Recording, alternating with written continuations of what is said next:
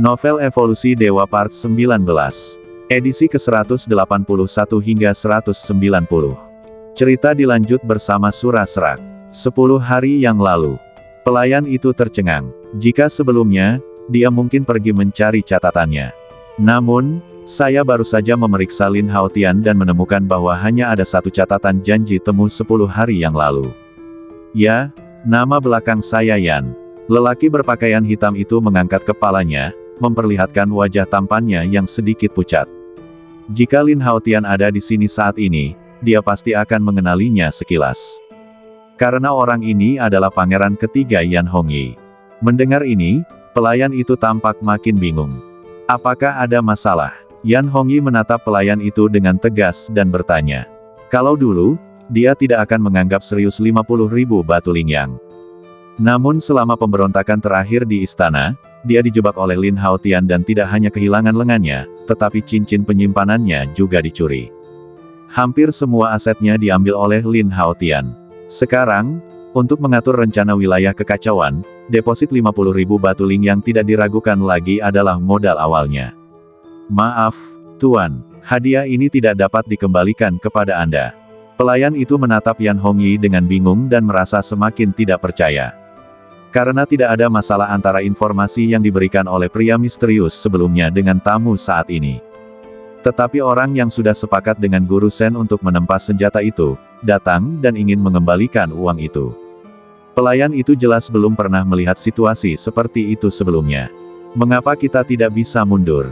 Yan Hongyi sedikit mengernyit, dengan sedikit nada marah dalam kata-katanya.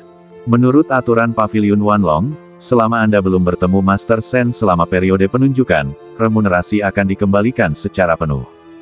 Pelayan itu berkata dengan malu, tetapi tadi, seorang pria bernama Yan datang menemui Tuan Sen dan telah memutuskan untuk melemparkan senjata. Mendengar ini, sedikit keterkejutan melintas di mata Yan Hongyi. Seseorang benar-benar datang ke sini untuk meniru saya. Siapakah orangnya? Sambil berpikir dalam benaknya, Yan Hongyi tidak punya petunjuk. Karena orang-orang yang dia kirim ke wilayah kekacauan untuk mengamati medan dan membuat janji dengan Guru Sen di sini telah dibunuh olehnya. Dengan kata lain, semua sumber informasi berada di bawah kendalinya. Yan Hongyi menatap pelayan itu dengan dingin. Melihat ekspresi bingungnya, dia tahu dia tidak berbohong. Tuan, jika Anda ingin membuktikan identitas Anda dapat mengambil tiket reservasi Pavilion Wanlong kami. Pelayan itu masih berkata dengan sopan. Pada saat ini, dia ingat bahwa informasi yang diberikan Lin Haotian akurat dan benar, dan dia telah mengabaikan hal ini. Lagi pula, hal semacam ini hampir tidak pernah terjadi di masa lalu. Oleh karena itu, saat ini adalah satu-satunya cara untuk memastikan siapa pemilik sebenarnya. Mendengar kata-kata tiket reservasi, mata Yan Hongyi dipenuhi dengan kesuraman, dan dia tidak bisa tidak memikirkan wajah penuh kebencian Lin Haotian. Karena tiket reservasi disimpan di ring penyimpanan, semuanya diambil oleh Lin Haotian saat itu. Setelah menemui rintangan berulang kali, kebencian Yan Hongyi terhadap Lin Haotian tiba-tiba bertambah kuat. Dia berharap bisa merobek uratnya, mengulitinya, dan memotongnya menjadi beberapa bagian. Jika Anda tidak dapat memberikan tiket reservasi, maka kami di Pavilion Wanlong mohon maaf tetapi kami tidak dapat memproses pengembalian uang Anda. Melihat Yan Hongyi terdiam sesaat, suara pelayan itu menjadi lebih bertanya.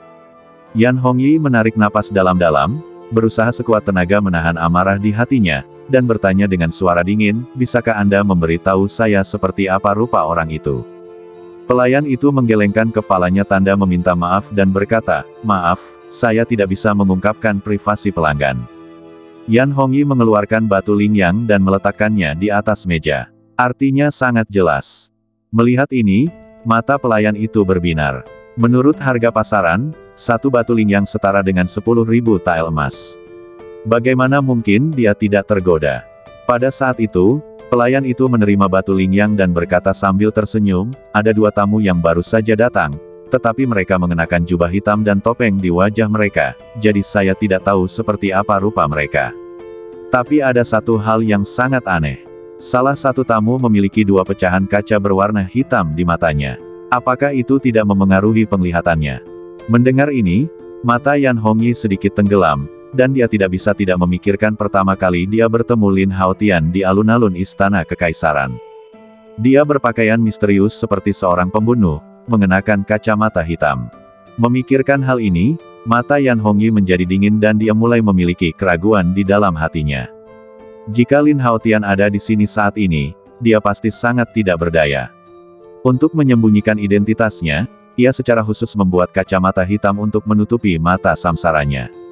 Namun, tidak ada yang namanya kacamata hitam di dunia ini, yang tidak diragukan lagi merupakan ciri utama identitas pribadinya.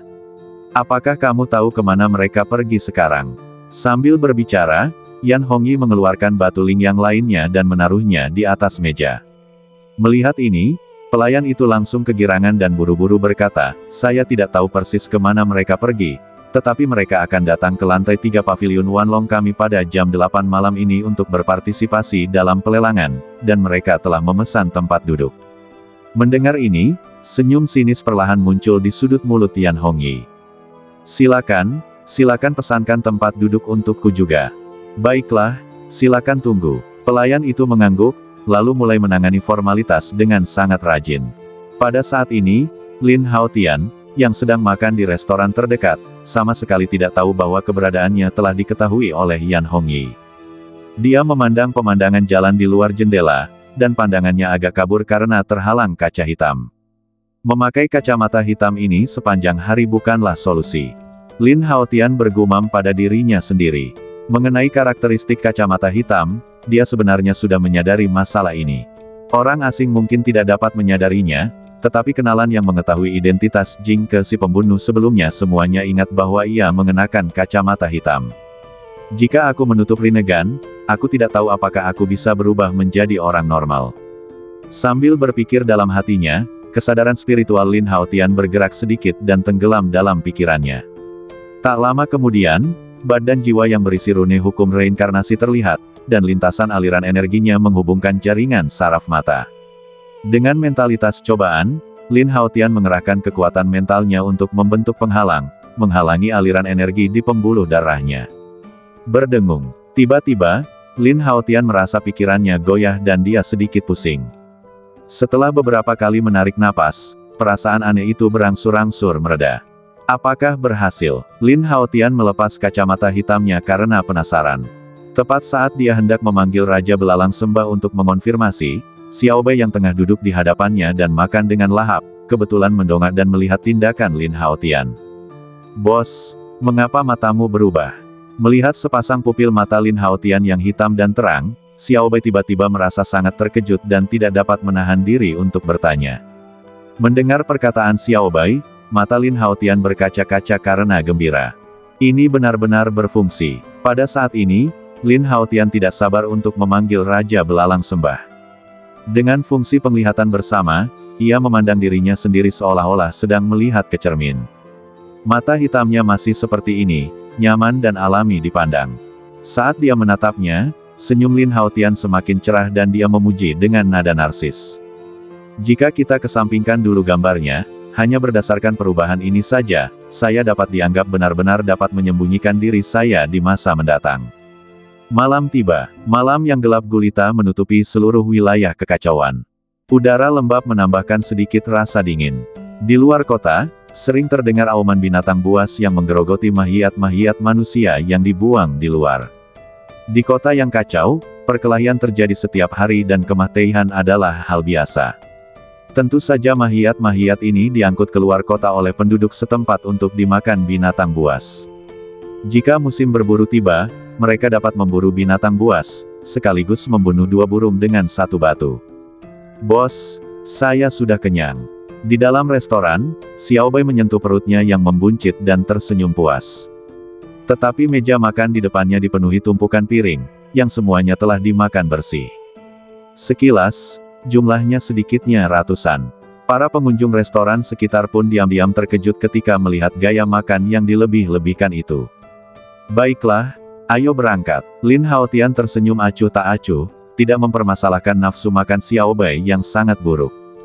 Bisa makan adalah suatu berkat. Dalam hal makanan, Lin Haotian tidak pernah pelit. Lagi pula, semakin banyak Xiao Bai makan, semakin cepat ia tumbuh. Dia sangat menantikan untuk melihat kekuatan mengerikan macam apa yang akan dimiliki Xiaobai saat darah kera naga kuno di badannya meletus sepenuhnya saat dia mencapai usia dewasa. Tuan, ini tagihannya. Pelayan restoran telah menunggu di sini sambil membawa tagihan. Di pintu keluar tak jauh dari sana, berdiri beberapa penjahat dengan ekspresi ganas di wajah mereka. Postur itu tampaknya dimaksudkan untuk mencegah Lin Haotian dan teman-temannya makan dan melarikan diri. Lagi pula, jumlah yang ada di meja mereka hampir cukup untuk menutupi omset seluruh hari mereka. Jika Anda tidak dapat membayar tagihan, pemukulan dianggap hukuman ringan. Tidak perlu berubah. Lin Haotian melirik tagihan itu, dengan santai mengeluarkan 10 batu lingyang, dan berbalik untuk pergi. Batu lingyang. Ketika sebagian besar pengunjung melihat batu lingyang bersinar merah, mata mereka berbinar. Beberapa anggota sekte jubah ungu yang tengah makan di sana saling berpandangan dan menyeringai tanda pengertian diam-diam. Anak muda, ada sesuatu yang ingin kami bicarakan denganmu. Melihat Lin Haotian berjalan menuju gerbang, beberapa anggota sekte jubah ungu segera berdiri dan menghalangi jalannya.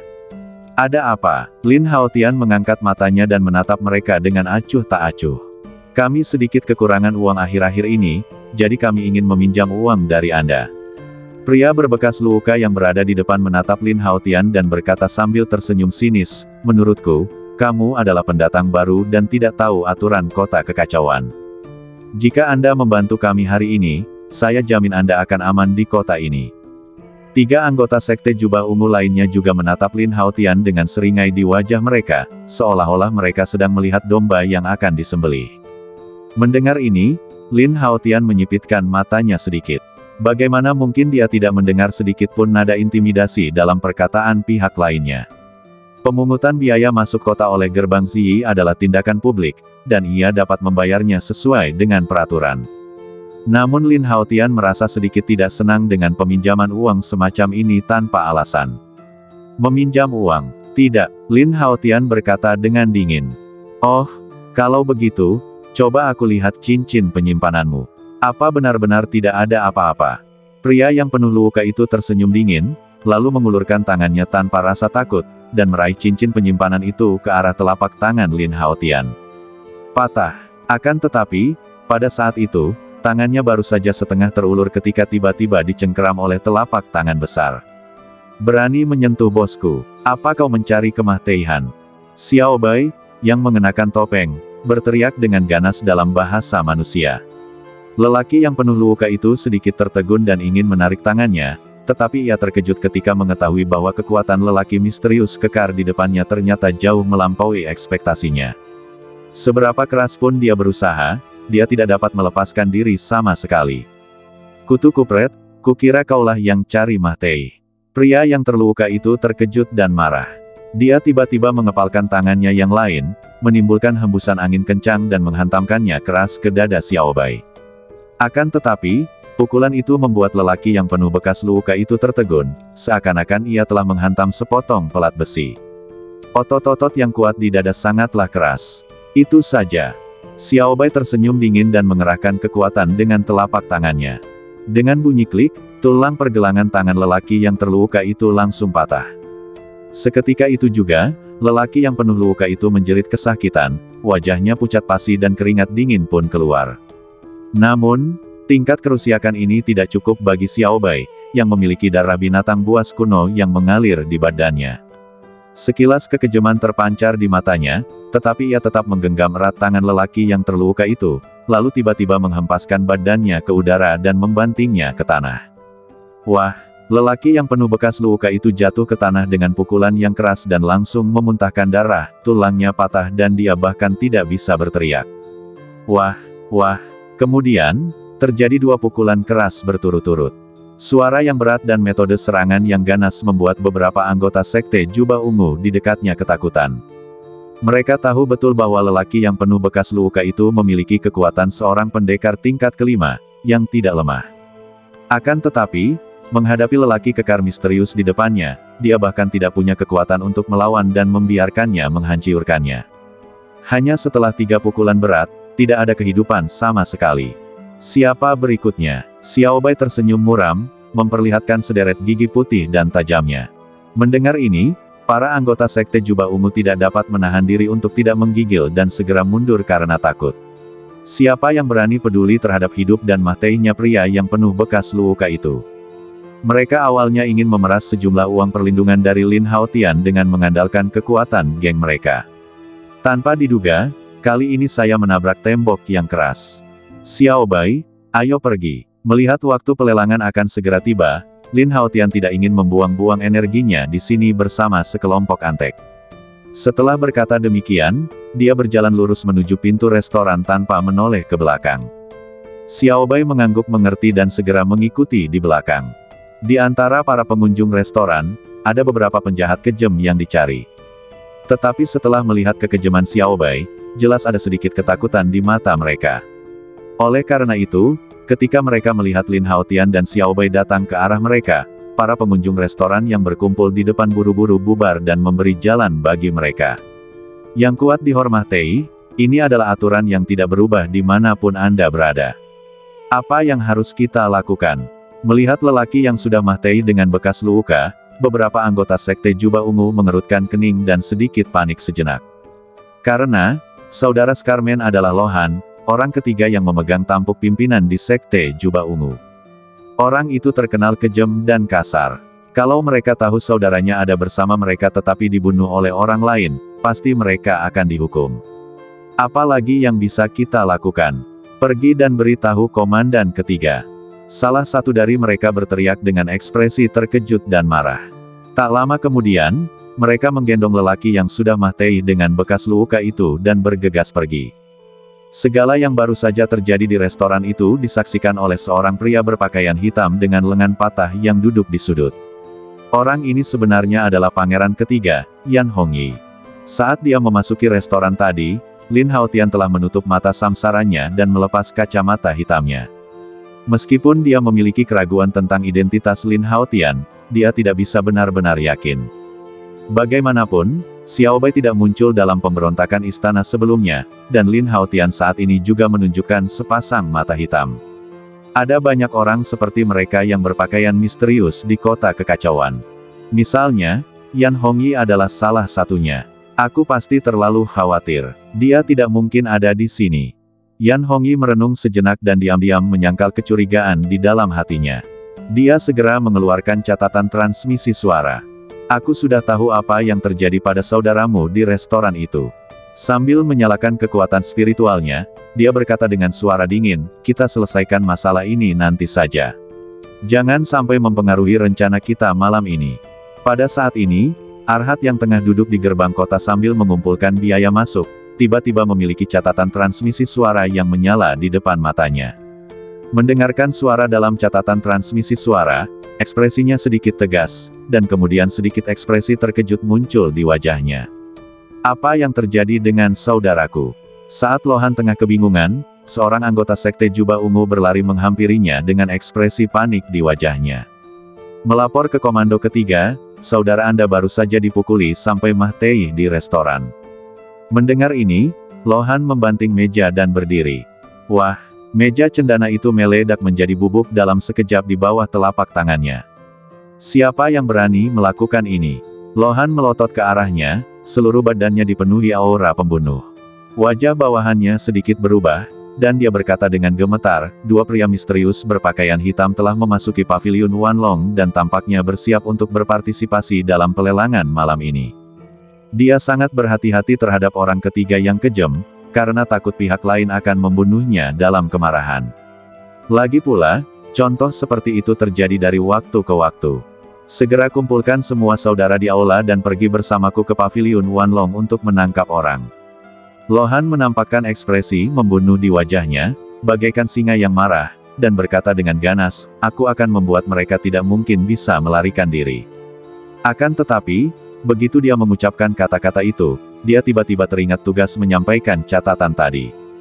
Tunggu, Lohan berteriak dengan suara yang dalam, menghentikan bawahannya yang hendak pergi dan mengumpulkan tenaga. Jangan khawatir tentang hal itu untuk saat ini. Mata Lohan sedikit menggelap, dan sambil mempertimbangkan untung ruginya dalam pikirannya, dia menghentikannya. Bos ketiga, apa yang terjadi? Mendengar hal itu, bawahannya cukup terkejut. Sudah kubilang jangan pedulikan itu, jadi berhenti bicara dan keluarlah. Mata Lohan terbuka lebar, penuh niat membunuh. Bawahan itu tiba-tiba menggigil dan tidak berani bertanya lebih lanjut. Dia pergi dalam ketakutan. Saat anak buahnya pergi, wajah Lohan berangsur-angsur menjadi gelap, dan matanya dipenuhi dengan kekejaman. Tidak masalah jika adiknya meninggal, yang penting rencana malam ini berhasil. Jabatan pemimpin Sekte Jubah Ungu pasti akan menjadi miliknya. Pada saat yang sama, orang kedua dalam komando perkumpulan Harimau Hijau dan Geng Elang Langit juga menerima catatan transmisi suara Yan Hongyi satu demi satu. Di bawah perencanaan cermat Yan Hongyi, 3 kekuatan geng utama di kota itu mulai melaksanakan rencana mereka seperti papan catur. Jika ketiga pemimpin geng itu terbunuh, orang kedua yang diam-diam dikendalikan oleh mereka akan mengambil alih. Maka seluruh kota kekacauan itu pasti akan menjadi miliknya. Di dalam restoran, setelah Yan Hongyi menjelaskan semuanya, dia mengambil anggur merah dan menyesapnya. Ada keyakinan di matanya yang acuh tak acuh. Ketika dia berada di ibu kota kekaisaran, dia dapat memanipulasi struktur kekuasaan yang kompleks dengan mudah. Kota kecil yang kacau ini dan 3 kekuatan geng besarnya tidak ada apa-apanya. Seketika, Yan Hongyi berdiri dan berjalan langsung keluar dari restoran. Tugas selanjutnya adalah pergi ke lelang pavilion Wanlong, mengonfirmasi identitas Lin Haotian, dan kemudian mengambil kembali semua properti. Dan pada saat ini di malam hari, Lin Haotian dan Xiao Bai, seorang pria dan seekor binatang, telah muncul di depan gerbang pavilion Wanlong. Saat pelelangan akan dimulai, tempat itu lebih ramai daripada siang hari. Melalui lelang ini, pavilion Wanlong tidak hanya dapat memperoleh biaya masuk dan biaya agensi, tetapi juga meningkatkan bisnis senjata toko tersebut. Dapat dikatakan bahwa satu batu dapat membunuh 3 burung dengan satu batu. Dalam hal ini, Lin Haotian tidak dapat menahan diri untuk tidak menghela nafas. Orang yang tahu cara berbisnis memang berbeda. Area lelang berada di lantai 3 pavilion Wanlong. Setelah Lin Haotian menyelesaikan prosedur pendaftaran, ia memasuki tempat tersebut dengan lancar dengan nomor tempat duduknya. Tiba-tiba sebuah aula besar dengan dekorasi cemerlang muncul di depan matanya. Deretan kursi yang disusun berbentuk kipas mengelilingi meja lelang di depan. Lin Haotian menoleh sekilas dan melihat setiap sudut gedung lelang dijaga ketat oleh para penjahat. Ini adalah pertama kalinya bagi Xiao Bai memasuki tempat seperti itu. Matanya berkedip dan dia melihat sekelilingnya dengan rasa ingin tahu yang besar. Kemudian, Lin Haotian membawa Xiao Bai mencari lokasi yang bagus di dekat meja lelang dan menunggu pembukaan. Setelah mereka duduk, ada aliran orang yang terus mengalir ke aula lelang, yang hampir penuh. Saat duduk bermeditasi, Lin Haotian merasakan samar-samar bahwa ada mata aneh yang sedang mengawasinya. Perasaan itu membuatnya merasa sangat tidak nyaman. Lin Haotian berpura-pura menoleh ke belakang dengan santai dan melirik kerumunan di barisan belakang. Lalu berhenti di salah satu di antaranya. Pria itu tampaknya menyadari tatapan Lin Haotian dan menundukkan kepalanya sedikit. Jubah hitam besar menutupi sebagian besar wajahnya, dan sulit untuk membedakan wajahnya hanya dengan melihat bibir dan dagunya. Lin Haotian mengalihkan pandangannya sedikit dan melihat dengan jelas bahwa lengan baju kanan pihak lain sedikit gerak dan tidak memiliki substansi. Lengan patah. Lin Haotian berpikir dalam benaknya. Ding! Pada saat ini, suara bel berbunyi nyaring, mengganggu pikiran Lin Haotian. Suara gaduh di lapangan tiba-tiba menjadi tenang. Kemudian, seorang wanita cantik mengenakan gaun merah berjalan ke panggung lelang. Dia berkulit cerah, parasnya cantik, badannya berlekuk-lekuk, dan sepasang matanya bagaikan bunga persik, yang penuh pesona dan mempesona. Oh bukankah ini Nona Tang Yetong? Dia sebenarnya yang menjadi tuan rumah lelang malam ini. Cek, gadis ini makin lama makin cantik. Entahlah, lelaki mana yang akan menikahkannya dengan wanita secantik dia di masa depan. Aku rela hidup beberapa tahun lebih sedikit jika bisa menghabiskan malam bersamanya. Apa kau sudah bosan hidup? Apa kau tidak tahu identitas dan latar belakang Tang Yetong? Haha, hanya bercanda. Begitu wanita cantik berok itu muncul, dia langsung menarik perhatian semua orang dan mereka semua mulai berbicara dengan penuh semangat. Banyak sekali mata di sekitarnya yang menatap badan halus Tang Yetong dan wajahnya yang memukau yang bisa saja membawa bencana. Bahkan Lin Haotian yang biasanya tenang, tak kuasa menahan diri untuk tidak melihat lagi. Dari bisikan-bisikan di tempat tersebut, Lin Haotian mengetahui bahwa juru lelang wanita ini bernama Tang Yetong. Lagi pula, dilihat dari nada bicaranya yang sedikit ketakutan, identitas wanita ini tampaknya tidak sederhana. Karena bos besar Kadin Bandung namanya Tang. Identitas tentu saja penting. Tang Yetong dapat dikatakan sebagai bakat yang diakui di dunia lelang baik dalam hal pesona pribadinya maupun kemampuan pelelangannya. Orang-orang yang datang ke pelelangan Paviliun Wanlong, jika mereka tidak datang untuk menawar barang, maka tujuan mereka hanya satu. Maksudku datang ke sini khusus untuk melihat wajah cantiknya. Tatapan mata Lin Haotian menyapu sosok seksi Tang Yetong dan kemudian dia mengalihkan pandangannya. Meski wanita itu cantik, minatnya saat ini lebih terarah pada barang lelang berikutnya. Senjin. Di atas meja lelang, Tang Yetong berdiri di sana dengan anggun, gaun merah ketatnya menonjolkan lekuk badan halusnya yang seksi dan sempurna, membuat mata semua orang tertuju padanya. Pada saat ini, seorang lelaki tua berjubah putih perlahan berjalan ke atas panggung. Dia berdiri dengan rendah hati di samping Tang Yetong, tampaknya bertindak sebagai asisten lelangnya. Mata Lin Haotian sedikit menyipit, dan dia jelas bisa merasakan fluktuasi kekuatan spiritual yang kuat dari lelaki tua berjubah putih itu. Fluktuasi ini setidaknya telah mencapai tingkat prajurit tingkat 8. Mata Lin Haotian berkilat karena terkejut mendengar ini. Kekuatan kamar dagang Wanlong sungguh kuat. Mereka benar-benar mengirim orang kuat tingkat 8 untuk membantu Tang Yetong dalam pelelangan. Pertama-tama, saya sangat senang Anda semua datang ke sini untuk menghadiri lelang kami di Paviliun Wanlong malam ini. Kebanyakan orang yang bisa datang ke sini tahu namaku. Sedangkan untuk tamu yang baru pertama kali datang, izinkan saya menyimpan sedikit misteri untuk saat ini. Senyum Tang Yetong menawan dan suaranya yang merdu sangat ramah. Pembukaan yang lucu ini tidak diragukan lagi meramaikan suasana di aula lelang. Total ada 10 item yang akan dilelang malam ini, semuanya adalah harta karun dari berbagai tempat. Jika ada di antara kalian yang menyukai salah satunya, mohon jangan berkecil hati. Tang Yetong tersenyum lalu menekan bel di depannya dengan tangan gioknya yang indah. Yang terdengar hanyalah suara dingling. Tak lama kemudian, 10 pelayan muda dan cantik berjalan mendekati meja lelang sambil membawa piring emas di tangan mereka. Barang pertama yang dilelang adalah buah sisik darah. Tang Yetong sangat profesional dan menjelaskan, ini adalah buah spiritual yang tumbuh di wilayah barat. Buah ini mengandung banyak energi darah. Memakannya dapat memperpanjang umur Anda.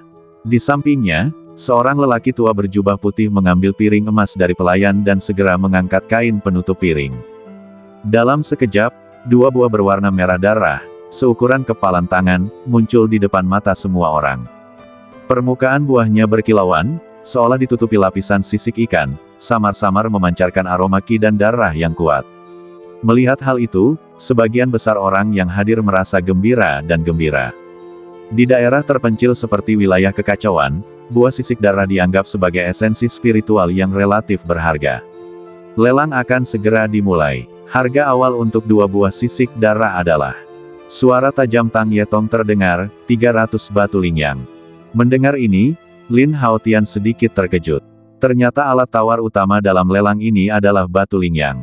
Untungnya, setelah menjarah cincin penyimpanan Yan Hongyi terakhir kali, dia sekarang memiliki sejumlah besar aset. Saya akan menawar 350. Saya akan menawar 500. 600. Pada saat ini, penawaran sengit sudah mulai dimulai di balai lelang. Baik orang biasa maupun pejuang, yang terpenting adalah nyawa. Buah sisik darah yang mampu menambah umur ini tentu saja langsung digemari masyarakat begitu pertama kali diluncurkan. Lin Haotian merasa bahwa dirinya masih muda dan bersemangat sekarang, buah spiritual semacam ini yang dapat menambah umur masih kurang berguna baginya. Oleh karena itu, dia tidak mengajukan penawaran apapun selama seluruh proses penawaran. Akhirnya, buah sisik darah dijual seharga 3.000 batu lingyang. Penerimanya adalah seorang pria tua berusia 60-an. Untuk menghindari adanya pihak yang menolak membayar atau menyesali pembeliannya, lelang ini menerapkan metode transaksi di tempat. Saat palu itu dipukul, pelayan itu berjalan ke arah lelaki tua yang memegang buah sisik darah. Formulir ini membuat mereka yang ingin menawar secara santai menjadi lebih berhati-hati. Kalau tidak, kalau Anda meneriakkan harga tinggi tetapi akhirnya tidak punya uang untuk menawar, Anda akan sangat malu. Item kedua adalah teknik bela diri yang berhubungan dengan kegelapan. Meskipun tingkatannya tidak ditandai dengan jelas di dunia bela diri, saya yakin semua orang mengenalnya. Tang Yetong berkata dengan senyum menawan di bibir merahnya yang seksi, jenis seni bela diri ini adalah teknik pencarian jiwa. Kemudian, lelaki tua berjubah putih itu membuka piring emas kedua, memperlihatkan buku rahasia seni bela diri kuno. Di buku itu tertulis 3 karakter besar, teknik pencarian jiwa. Ketika mereka mendengar nama teknik ini, sebagian besar orang yang hadir langsung berubah warna.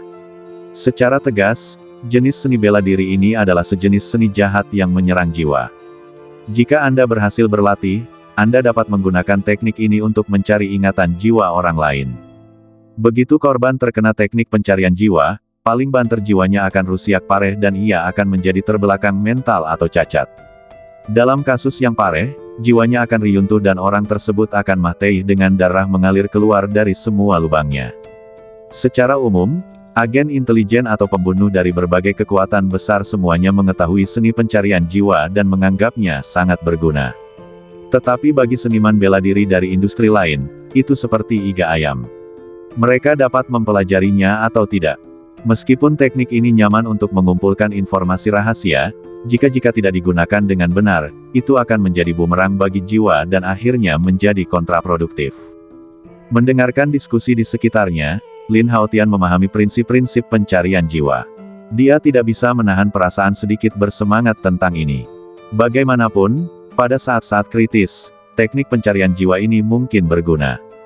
Jadi pada saat itu, ketika Tang Yetong mengatakan harga awal 4.000 batu lingyang, Lin Haotian adalah orang pertama yang menaikkan angka penawaran di tangannya dan berkata dengan ringan, 10.000. Apa, 10.000? Seketika, sebagian besar mata di lapangan tertuju padanya karena terkejut. Begitu dia membuka mulutnya, tawarannya melonjak menjadi 10.000. Orang ini cukup murah hati. Sedikit yang mereka tahu bahwa kenaikan harga drastis Lin Haotian sebenarnya memiliki motif tersembunyi. Menurut metode penawaran konvensional, itu seperti merebus katak dalam air hangat. Harga naik sedikit demi sedikit, dan tidak ada yang merasakan banyak hal. Pada akhirnya, harga penawaran akan tetap naik menjadi 10.000. Namun, harga melonjak yang diadopsi Lin Haotian sekarang malah mengejutkan lawan-lawannya. Seperti yang diharapkan, saat dia mengajukan tawaran, kerumunan di sekitarnya, yang telah siap untuk bergerak, tiba-tiba menjadi tenang. Orang ini berpakaian sangat misterius, siapa latar belakangnya? Untuk dapat menaikkan harga begitu tinggi secara tiba-tiba, latar belakangnya pasti rumit. Mereka menatap Lin Haotian dengan heran, dan sambil mengamatinya dengan mata tersembunyi, mereka juga mulai berdiskusi secara diam-diam. Tang Yetong mengalihkan pandangan matanya yang indah, menatap Lin Haotian, dan berkata, tamu ini menawar 10.000, siapa yang menawar lebih tinggi? 11.000. Pada saat ini, suara dingin terdengar di tempat itu. Lin Haotian mengangkat alisnya sedikit dan melihat ke belakang untuk mencari suara tersebut. Setelah mengamatinya lebih dekat, ternyata itu adalah laki-laki berpakaian hitam dengan lengan patah yang tadi membuatnya merasa sedikit aneh. Suara ini, mengapa kedengarannya agak familiar? Mata Lin Haotian sedikit menyipit. Sambil berpikir, lelaki berpakaian hitam itu tiba-tiba mengangkat kepalanya, memperlihatkan wajah pucat, lalu tersenyum muram pada Lin Haotian. Itu benar-benar dia. Pupil mata Lin Haotian sedikit mengecil. Benar, musuh selalu bertemu di jalan sempit. Menanggapi senyum sinis Yan Hongyi, Lin Haotian juga mensibir, tanpa rasa takut. Dari mengintip ruang lelang sebelumnya, hingga penawaran yang disengaja sekarang, Lin Haotian samar-samar merasa bahwa orang ini mungkin mengenalinya. Atau mungkin, itu hanya sekadar ujian. Tentu saja, apapun hasilnya, Lin Haotian tidak punya keraguan. Jika pertarungan benar-benar harus terjadi di sini, 3 hewan peliharaan level 9 yang dimilikinya sekarang pasti akan meninggalkan kesan abadi pada Yan Hongyi. Lin Haotian melirik Yan Hongyi dengan dingin, lalu membuang muka. Segera dia mengangkat lagi nomor penawaran di tangannya dan berkata dengan ringan, 20.000. Mendesis. Begitu kata-kata itu diucapkan, seluruh hadirin menjadi gempar. Semua orang menatap Lin Haotian dengan terkejut. Tahukah kamu, batu lingyang sangat berharga, satu buahnya bernilai 10.000 tael emas. Akan tetapi, setiap kali Lin Haotian menawar, dia sama sekali tidak berpikir panjang, dan langsung menaikkan harganya hingga setengahnya, seakan-akan uang yang dibelanjakannya itu bukan miliknya sendiri. Ada cahaya dingin di mata Yan Hongyi saat dia menatap punggung Lin Haotian dengan sedikit amarah. Menurut pendapatnya, jika orang ini adalah Lin Haotian, maka dia tidak diragukan lagi menggunakan uangnya sendiri untuk menawar melawannya. Semakin Yan Hongyi memikirkan perasaan itu, semakin tidak bahagia dirinya. Mengingat keadaannya saat ini yang tidak baik, Yan Hongyi tidak punya pilihan selain menahan diri dan berhenti menawar. Melihat betapa kuatnya Lin Haotian, orang-orang yang hadir diam-diam kagum tetapi juga tetap diam. Bagaimanapun juga, teknik pencarian jiwa tidak ada gunanya bahkan jika Anda menguasainya. Lebih baik simpan modalnya dan tunggu barang lelang yang lebih berharga nanti. Jika tidak ada yang menawar lagi, maka barang ini akan menjadi milik tamu nomor 056. Mata indah Tang Yetong menjelajah ke sekeliling, dan melihat bahwa tempat itu sunyi, dia langsung mengetuk palu di tangannya ke atas meja. Patah. Suara renyah terdengar, mengakhiri keberhasilan transaksi ini. Selamat kepada tamu di kursi 056 karena memenangkan barang ini. Harap selesaikan proses transaksi. Tang Yetong menyunggingkan senyum menawan di sudut bibirnya. Harga penawaran sebesar 20.000 yuan, meskipun belum menjadi harga ideal dalam benaknya, namun dapat diterima. Segera, pelayan itu membawa piring dan berjalan menuju tempat duduk Lin Haotian. Setelah beberapa operasi sederhana, kedua belah pihak menyelesaikan transaksi. Lin Haotian mengambil buku rahasia seni bela diri dan hendak melihatnya dengan rasa ingin tahu ketika suara sistem tiba-tiba berdering di benaknya. Ding! Buku seni bela diri surgawi pencarian jiwa ditemukan. Tuan rumah telah mencapai otoritas tingkat kedua dan dapat menggunakan sistem untuk memindai. Apakah Anda ingin menyalakannya? Lin Haotian sedikit terkejut saat mendengar perintah sistem. Apa kegunaan fungsi pemindaian ini? Karena penasaran, Lin Haotian bergumam pada dirinya sendiri, buka saja. Berdengung. Dalam sekejap, pupil mata Lin Haotian tiba-tiba menyusut, dan dia merasa retinanya seperti pemindai, tiba-tiba memancarkan cahaya merah yang hanya bisa dilihatnya. Di bawah naungan lampu merah, Lin Haotian memindai semua rahasia seni bela diri di tangannya. Ding! Pemindaian berhasil. Setelah beberapa saat hening, suara sintetis elektronik sistem berdering lagi. Selamat kepada tuan rumah Lin Haotian karena telah memperoleh kristal seni bela diri. Pemindaian teknis ini menghabiskan 10 juta tael.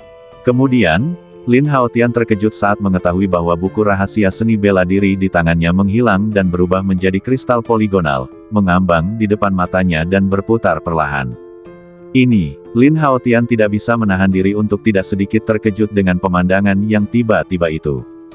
Dia segera melihat sekelilingnya, tetapi mendapati bahwa orang-orang di sekitarnya sepertinya tidak dapat melihat keberadaan kristal seni bela diri tersebut. Menanggapi ini, Lin Haotian diam-diam menghela napas lega, dan kemudian mengalihkan perhatiannya kembali ke kristal teknik seni bela dirinya. Namun, kristal itu hitam seperti tinta, seukuran ibu jari, dan samar-samar memancarkan energi gelap yang tidak jelas. Apa gunanya benda ini? Mata Lin Haotian sedikit menyipit, dan perhatiannya saat ini sama sekali mengabaikan kegiatan lelang yang masih berlangsung di tempat tersebut. Setelah menyentuhnya, inangnya dapat menyerap kristal seni bela diri. Tepat ketika Lin Haotian bingung, perintah sistem berbunyi lagi. Mengikuti petunjuk pengoperasian, Lin Haotian mengulurkan jari dan dengan lembut mengetuk kristal hitam di depannya. Tertawa. Dalam sekejap, kristal hitam itu langsung meleleh di bawah ujung jari Lin Haotian dan berubah menjadi aliran energi yang mengalir ke badannya. Pikiran Lin Haotian terkejut, dan dia merasa seolah-olah telah tercerahkan. Dia menyerap dan memahami semua keterampilan bela diri teknik pencarian jiwa. Perasaan itu seperti telah berlatih keras selama puluhan tahun dan mencapai kemahiran tingkat master. Dengan kecepatan belajar yang demikian pesat, bahkan para jenius super dan ahli bela diri pun akan tertinggal jauh. Lin Haotian tiba-tiba menjadi sangat gembira.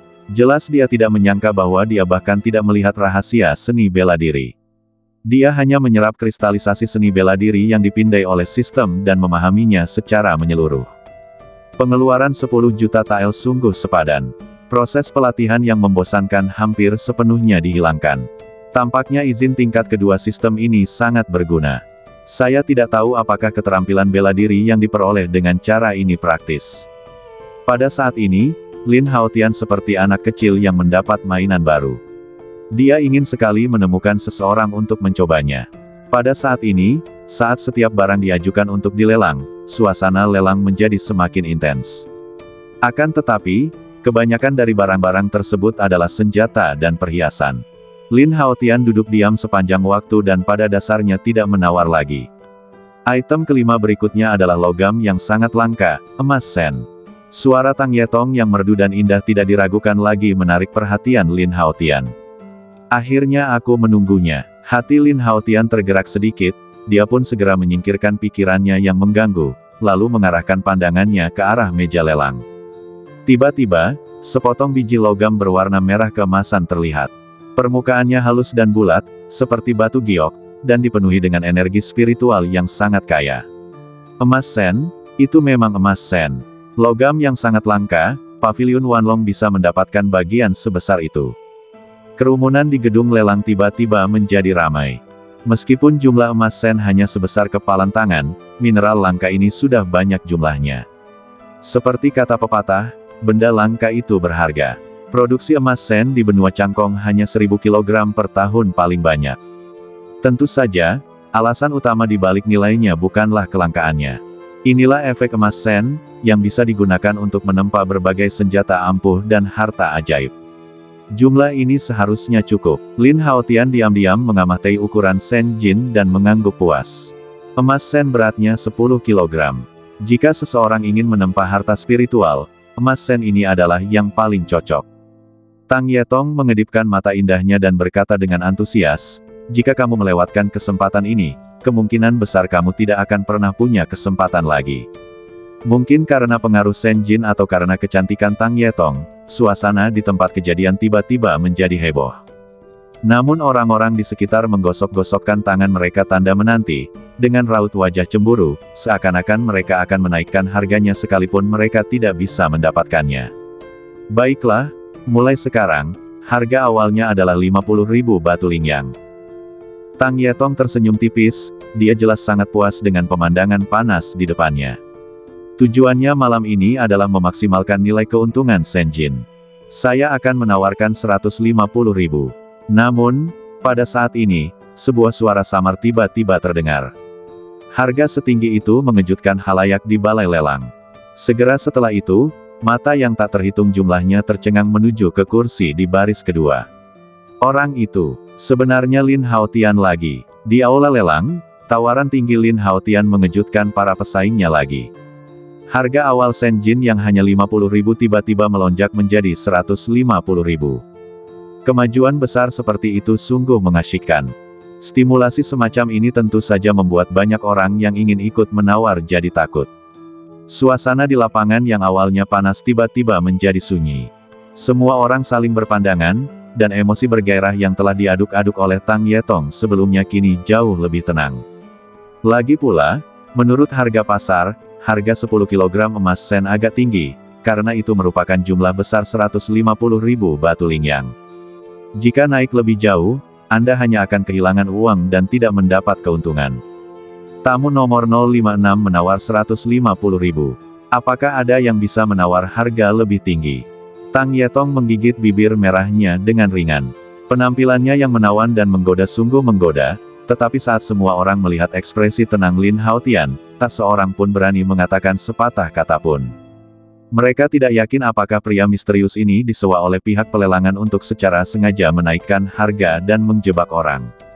Oleh karena itu, kecantikan adalah hal yang baik, tetapi merupakan bisnis yang merugi dan tidak ada seorang pun yang ingin dimanfaatkan. Untuk sesaat, di bawah ekspektasi Tang Yetong, tak seorang pun yang begitu bersemangat hingga meneriakkan harganya. Sungguh menyebalkan. Melihat barang lelang itu diganggu lagi oleh Lin Haotian, Tang Yetong menatap Lin Haotian dengan mata indahnya dan mendengus dalam hatinya. Di sampingnya, lelaki tua berjubah putih tersenyum lembut. Wanita tertua telah memimpin industri lelang selama beberapa tahun, dan selalu menghasilkan keuntungan besar. Namun kali ini ia bertemu dengan lawan sesungguhnya. Selamat kepada tamu nomor 056 karena memenangkan barang lagi. Harap selesaikan proses transaksi. Meskipun Tang Yetong sedikit tidak senang di hatinya, perilaku dan kata-katanya tetap indah dan murah hati. Kemudian, pelayan itu mengambil emas sen dan berjalan menuju Lin Haotian. Saat kedua pihak menyelesaikan transaksi, Lin Haotian juga berhasil memperoleh sen gold. Sambil memasukkan emas sen ke dalam cincin penyimpanan, Lin Haotian memeriksa simpanannya. Sudah bersih lagi. Lin Haotian tidak dapat menahan diri untuk tidak mendesah dalam hati. Lelang seni bela diri pencarian jiwa dan emas sen ini menghabiskan biaya sebesar 170.000 yuan. Sekarang, hanya ada beberapa batu lingyang yang tersisa di cincin penyimpanan. Item ke-6 adalah Ice Spirit Armor. Armor ini secara pribadi disempurnakan oleh Master Sen dari Pavilion Wanlong kami. Pada saat ini, suara merdu Tang Yetan terdengar lagi. Namun, Lin Haotian sama sekali tidak tertarik. Dia berdiri dan berjalan langsung menuju pintu keluar gedung lelang. Xiao Bai segera mengikutinya. Anak ini akhirnya pergi. Melihat Lin Haotian pergi, orang-orang di sekitarnya menghela napas lega. Kalau tidak, dengan tawaran gila Lin Haotian layaknya orang kaya baru, siapa yang bisa menahannya? Saat Tang Yetong menjelaskan tentang baju besi pelindung, matanya yang indah juga memperhatikan Lin Haotian yang pergi. Orang yang aneh. Sambil menatap punggung sosok muda itu, dia bergumam dalam hati. Ketika Lin Haotian keluar dari aula lelang, Yan Hongyi, yang duduk di barisan terakhir, juga berdiri dengan tenang dan pergi. Di luar aula lelang terdapat koridor panjang, yang ujungnya terdapat tangga. Mungkin karena sedang berlangsung pelelangan, semua penjahat yang tadinya berjaga di sini dikerahkan ke tempat pelelangan. Oleh karena itu, lorong itu tampak sangat sepi saat ini, dan suara langkah kaki pun terdengar jelas. Saat baru setengah jalan melewati lorong itu, langkah Lin Haotian tiba-tiba terhenti. "Bos, ada apa?" Xiao Bai juga berhenti dan bertanya dengan bingung. Lin Haotian tidak menjawab, berbalik dan melihat bayangan gelap yang datang dari belakang. Pangeran ketiga sebenarnya sudah jatuh ke titik mengikuti yang lain. Lin Haotian mensibir dan menatap Yan Hongyi dengan tenang. "Haha, kamu terburu-buru sekali mau pergi, apa kamu khawatir aku akan ketahuan?" Yan Hongyi berjalan mendekat dan tersenyum muram. "Lin Haotian." Lin Haotian sedikit mengangkat sudut mulutnya, "Kekuatanmu tidak layak membuatku khawatir." "Oh, begitukah?" Mendengar ini, cahaya dingin melonjak di mata Yan Hongyi, dan aura pembunuh yang terpancar dari badannya menjadi semakin kuat. "Tanpa binatang harimau tingkat 9 yang mengikutimu, aku ingin melihat bagaimana kau mendapatkan kepercayaan diri itu." Yan Hongyi melirik Xiao Bai di sampingnya dengan dingin. Dia jelas bisa merasakan aura yang amat ganas dari Xiao Bai. Tetapi tingkat aura ini bukanlah sesuatu yang perlu ditakutkan baginya saat ini. Yan Hongyi memiliki keyakinan penuh bahwa bahkan jika Lin Haotian dan Xiao Bai bergabung, mereka akan merasa sulit untuk menahan serangan kekuatan penuhnya. Tanpa dia sadari bahwa beberapa kaki di belakangnya, Jing Ke tergeletak di dinding seperti patung. "Aku tidak bermaksud ikut campur dalam masalah kekuasaan kekaisaran. Tidak ada gunanya bagimu untuk terus menggangguku." Lin Haotian berkata dengan ringan. Yan Hong tersenyum dingin, "Kamu orang yang cerdas, kamu tahu mengapa aku mencarimu kali ini. Kembalikan semua barang itu kepadaku, lalu potong salah satu tanganmu, mungkin aku bisa menyelamatkan nyawamu, bagaimana?" Dia menatap Lin Haotian dengan muram, dengan tatapan mata yang seolah-olah sedang bermain-main, bagaikan seekor kucing yang sedang bermain dengan tikus. "Teruslah bermimpi." Namun, jawaban Lin Haotian berikutnya membuat wajah Yan Hongyi tiba-tiba menjadi sangat muram. "Kalau begitu, lakukan saja sesukamu." Yan Hongyi menyipitkan matanya sedikit, menatap Lin Haotian dengan tatapan ganas, dan pedang hitam tiba-tiba melintas di tangannya. Desir. Saat dia selesai berbicara, dia tiba-tiba menyerbu maju, pedang panjang di tangannya memancarkan cahaya hitam dingin dan menebas ke arah Lin Haotian dengan ganas. Namun, Lin Haotian tetap berdiri di tempatnya, tanpa ada tanda-tanda menghindar, dan senyum mengejek muncul di sudut mulutnya. Aduh, mata Yan Hongyi sedikit tenggelam. Sebelum dia sempat memikirkan maksud mengejek yang tersirat di mulut Lin Haotian, sebuah bayangan hitam kecil tiba-tiba muncul dari belakangnya. Segera setelah itu, Yan Hongyi merasakan nyeri di dadanya dan langkah majunya tiba-tiba terhenti. Dia menunduk, dan jejak kengerian tiba-tiba muncul di matanya. Karena ia menemukan bahwa ekor hitam yang ditutupi duri-duri halus benar-benar menembus dadanya. Luka setipis tusukan jarum ini memang tidak berakibat fatal, namun yang lebih menakutkan adalah adanya zat yang sangat beracun yang mengalir deras di dalam badan dan tanpa sengaja menghancurkan pembuluh darah dan urat. Hampir dalam sekejap, seluruh hati itu ditutupi sutra hitam pekat. Yan Hongyi tidak asing dengan racun jenis ini. Ketika ia digigit laba-laba serigala, lengan kanannya dipotong untuk mencegah racun menyebar di badannya. Namun, sekarang keracunan sudah terlokalisasi di dada dan telah menyebar ke seluruh jantung, sehingga tidak ada tindakan efektif yang dapat diambil. Kutu kupret. Yan Hongyi begitu ketakutan sehingga dia pasti sangat marah. Namun, kemarahan semacam ini sebenarnya mempercepat penyebaran racun. Seketika tenaga spiritual dalam badannya menjadi lumpuh, badannya seperti terkuras habis tenaganya, ia pun terjatuh ke tanah tanpa daya. Jika Anda perhatikan lebih dekat, Anda dapat melihat dengan jelas bahwa kapiler di kulitnya berwarna hitam. Bentuknya seperti jaring laba-laba hitam. Di belakangnya, Jingke mengepakkan sepasang sayap hitam dan melayang di atas Yan Hongyi. Ini, pupil mata Yan Hongyi sedikit mengecil. Jelas, dia tidak menyangka bahwa sementara perhatiannya tertuju pada Lin Haotian, ada binatang pembunuh bersembunyi di belakangnya. Dia bahkan tidak menyadari seluruh serangan itu. Bagaimana kabar hewan peliharaan baruku? Apakah ini sedikit mengejutkan? Lin Haotian melangkah mendekat dan menatap Yan Hongyi yang tengah terbaring di tanah, nadanya sedikit bercanda. Di masa lalu, bahkan jika Kung Fu Fly dan Wolf Spider bergabung, mereka mungkin tidak akan sebanding dengan Yan Hongyi. Namun kini, setelah kedua binatang itu menyatu, kekuatan tempur mereka setara dengan prajurit tingkat 9 puncak, ditambah lagi mereka memiliki kemampuan siluman dan serangan racun yang mematikan. Jika seorang prajurit di bawah alam suci menjadi sasaran, kemungkinan besar dia akan dibunuh. Kamu, sangat kejam. Yan Hongyi menatap Lin Haotian dengan penuh kebencian. Dia tidak menyangka kali ini, dia akan ditipu oleh Lin Haotian lagi. Setelah dia selesai berbicara, dadanya naik turun dengan hebat. Di bawah pengaruh racun, ia bahkan mulai mengalami kesulitan bernafas. Jahat, haha, mungkin. Lin Haotian tampak acuh tak acuh dan tidak membantah. Saat dia bicara, telapak tangan kanannya tiba-tiba memancarkan lapisan cahaya redup, samar-samar memancarkan fluktuasi kekuatan mental yang teramat dingin. Apakah ini teknik pencarian jiwa? Melihat ini, Yan Hongyi tidak dapat menahan rasa ngeri di dalam hatinya. Dia sering menggunakan sihir jahat semacam ini sebelumnya. Sekarang, ketika dia melihat cahaya redup keluar dari telapak tangan Lin Haotian, dia secara alami dapat melihatnya sekilas.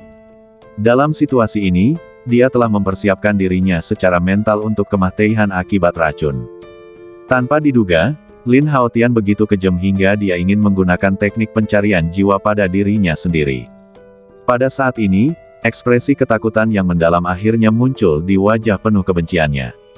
Saya baru saja mempelajarinya dan sedang memasaknya sekarang. Lin Haotian menyeringai dan mengangkat alisnya, lalu berkata, lagi pula, kau akan mati, jadi ini kesempatan bagus untuk mencobanya. Setelah itu, Lin Haotian meletakkan telapak tangannya langsung di kepala Yan Hongyi dan segera mulai melakukan teknik pencarian jiwa. Berdengung. Dalam sekejap, pupil mata Yan Hongyi tiba-tiba mengecil, dan dia merasa bahwa jiwa di dalam badannya tampaknya terjerat oleh suatu energi yang mengerikan. Perasaan itu seperti digigit semut yang tak terhitung jumlahnya, sakit sekali rasanya, sampai-sampai saya tidak dapat menahannya dan terus berteriak. Pada saat ini, Lin Haotian merasakan aliran informasi memori terus mengalir ke dalam pikirannya. Informasi ingatan ini tidak diragukan lagi adalah ingatan jiwa Yan Hongyi. Tidak butuh waktu lama untuk melakukan teknik pencarian jiwa. Setelah sekitar 10 napas, Lin Haotian menarik tangannya, tampak berpikir. Di sisi lain, wajah Yan Hongyi pucat pasi, darah mengalir dari semua lubangnya, dan pupil matanya telah sepenuhnya kehilangan kilau sebelumnya. Jadi begitu, sambil berpikir, Lin Haotian sedikit terkejut dan tidak bisa menahan diri untuk tidak melihat ke bawah ke arah Yan Hongyi yang tergeletak di tanah.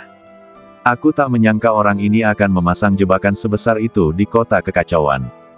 Dari informasi ingatannya, Lin Haotian memahami ambisi kuat Yan Hongyi dan rencana yang disusun secara cermat.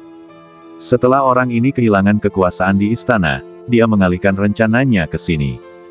Tentu saja, rencana ini belum dilaksanakan baru-baru ini. Beberapa tahun yang lalu, Yan Hongyi telah diam-diam membuat rencana di sini, berencana untuk mencaplok wilayah kekacauan setelah naik tahta. Dia menempatkan anak buahnya dalam 3 geng utama, Sekte Jubah Ungu, Perkumpulan Harimau Hijau, dan Geng Elang Langit. Setelah bertahun-tahun pengembangan rahasia, bawahan tersebut telah menjadi orang kedua dalam komando masing-masing geng. Misalnya, orang ketiga yang memegang komando di Sekte Jubah Ungu, Lohan, adalah salah satu bawahan Yan Hongyi dalam rencananya. Bunuh pemimpin geng itu, biarkan orang kedua yang memegang komando mengambil alih, lalu kendalikan sepenuhnya 3 geng utama di kota ini. Lin Haotian mengangkat alisnya sedikit, dan tiba-tiba merasa bahwa rencana ini benar-benar menakjubkan. Dengan cara ini, tidak hanya 3 kekuatan geng utama, tetapi bahkan seluruh wilayah kekacauan akan berada di bawah kendali Yan Hongyi. Dalam hal ini, Lin Haotian harus mengakui dalam hatinya bahwa pangeran ketiga memang memiliki kebijaksanaan yang jauh melampaui orang biasa. Saat dia mencerna sejumlah besar informasi memori ini, Lin Haotian juga menemukan beberapa petunjuk. Dari awal hingga akhir, orang kedua yang diam-diam dikendalikan oleh Yan Hongyi bahkan tidak mengetahui identitasnya. Lin Haotian tidak terkejut dengan ini. Lagi pula, Yan Hongyi telah menyembunyikan kekuatannya agar bisa bertarung memperebutkan tahta. Hanya orang kepercayaan sejati yang dapat mengetahui identitasnya.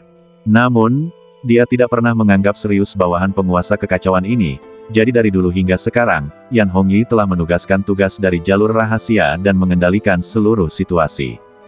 Jika aku dapat menguasai permainan catur ini, bukankah wilayah kekacauan akan berada di bawah kendaliku? Saat pikiran Lin Haotian berubah, ia tiba-tiba mendapat sebuah ide dan memikirkan sebuah rencana hebat. Lagi pula, orang kedua yang memegang komando di setiap geng tidak mengetahui identitas asli Yan Hongyi. Sekarang dia telah memiliki semua informasi ingatan Yan Hongyi dan mengetahui metode serah terima rahasia bawahannya. Ini tidak diragukan lagi merupakan kesempatan terbaik baginya untuk mewarisi posisi pengendali. Setelah memilah pikirannya, sifat posesif Lin Haotian menjadi lebih kuat. Saya merasa ini memiliki potensi. Segera, Lin Haotian mengeluarkan cincin penyimpanan dari tangan Yan Hongyi dan mengeluarkan sejumlah besar catatan transmisi suara darinya. Catatan transmisi suara ini ditandai dengan kode-kode rahasia yang sesuai dengan bawahan masing-masing geng. Lin Haotian dengan santai mengeluarkan jimat transmisi suara dan mengaktifkan kekuatan spiritualnya untuk membakar. Bagaimana misinya? Kemudian, suara Lin Haotian juga menghilang bersama dengan catatan transmisi suara. Suara mendesing. Tak lama kemudian, cincin penyimpanan itu menyala, dan sebuah catatan transmisi suara terbang keluar, menyala dengan cepat di depan mata Lin Haotian. Melaporkan kepada Nahoda, semuanya berjalan sesuai rencana dan dilaksanakan dengan lancar. Seketika, suara yang kasar dan menakjubkan terdengar di benak Lin Haotian. Orang yang mengucapkan suara itu tidak lain adalah Lohan, orang ketiga dalam jajaran pimpinan Sekte Jubah Ungu.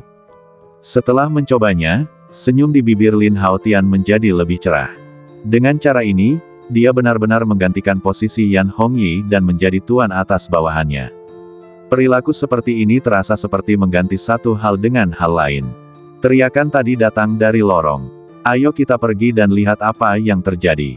Pada saat ini, langkah kaki tergesa-gesa terdengar, dan para pengawal dari paviliun Wanlong di dekatnya semuanya bergegas datang dengan ekspresi waspada di wajah mereka. Mendesis. Ketika mereka melihat Mahia tergeletak di tanah dengan darah mengucur dari ketujuh lubang, wajah mereka sedikit berubah dan mereka semua tidak dapat menahan diri untuk tidak menarik napas dalam-dalam. Para penjaga tidak banyak bicara tentang hal ini. Lagi pula, di tempat seperti kota kekacauan, kematian merupakan kejadian umum dan bukan hal baru. Lin Haotian melirik mereka dengan acuh tak acuh, mengabaikan mereka, dan berjalan langsung menuju tangga di ujung lorong. Para penjaga paviliun Wanlong yang menghalangi jalan di depan, melihat Lin Haotian datang ke arah mereka, raut wajah mereka menjadi sedikit serius, dan mereka pun langsung mundur untuk memberi jalan. Setelah meninggalkan rumah lelang di lantai 3, Lin Haotian berjalan langsung menuju ruang penyulingan senjata tempat Master Sen berada tanpa penundaan. Sekarang Sen Jin tersedia. Selanjutnya, saatnya memperbaiki pedang pemakan naga. Lin Haotian juga menantikan bentuk lengkap pedang pemakan naga setelah restorasinya. Ketika tiba di ruang penyulingan senjata, Lin Haotian melihat Guru Shen sedang sibuk bekerja, namun dia tidak mengganggunya dan hanya berdiri dan menunggu. Tetapi saat ini, Guru Shen sedang memegang duri emas tajam di tangannya dan mengukir rune pada sepotong baju besi yang lembut. Saat gelombang kekuatan spiritual dicurahkan ke dalamnya, tulisan pada baju zirah lembut itu tampaknya diberi vitalitas. Mereka tiba-tiba menggeliat aneh, memancarkan lingkaran cahaya merah dan kuning. Lin Haotian dapat dengan jelas merasakan bahwa lingkaran cahaya itu mengandung fluktuasi energi bumi yang sangat kuat. Jelas, apa yang baru saja diukir oleh Guru Shen adalah rune bumi, yang atribut energinya memiliki efek yang sangat baik dalam pertahanan. Terlebih lagi, bahan baju zirah ini tampaknya terbuat dari sejenis logam bermutu tinggi, jadi kemampuan bertahannya pasti cukup tinggi. Selesai. Setelah melakukan semua ini, Master Shen mengangguk dengan ekspresi puas dan berkata sambil tersenyum, baju besi ini akan disebut baju besi roh bumi.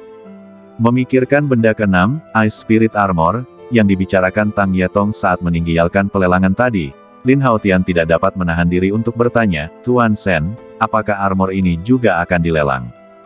Tidak, Master Shen tertawa serius dan berkata, ini adalah baju besi yang diminta oleh pemimpin geng Macan Hijau untuk disempurnakan beberapa waktu lalu.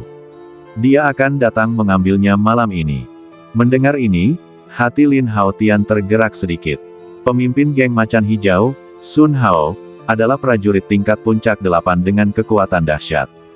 Tetapi dia punya kebiasaan, dia kecanduan minum. Setiap kali dia minum, dia pingsan. Menurut rencana Yan Hongyi, malam ini siang hari akan menjadi peringatan 30 tahun berdirinya geng Macan Hijau. Mengingat kepribadian Sun Hao, dia pasti akan mabuk, yang tidak diragukan lagi akan menjadi saat terbaik untuk membunuhnya. Tetapi sekarang, orang ini telah mendapatkan perlengkapan spiritual tingkat tinggi untuk melindungi badannya, dan para pembunuh yang dikirim Yan Hongyi mungkin akan kesulitan untuk berhasil. Tuan Shen, bagaimana keadaan baju zirahku? Pada saat ini, terdengar suara tawa kasar. Lin Haotian menoleh dan melihat beberapa sosok muncul di pintu. Pemimpinnya berbadan kekar, dengan tato harimau di kepalanya yang mulus, dan raut wajahnya yang garang. Orang ini tidak lain adalah pemimpin geng Macan Hijau, Sun Hao. Dan di belakangnya, ada beberapa pria yang mengikuti.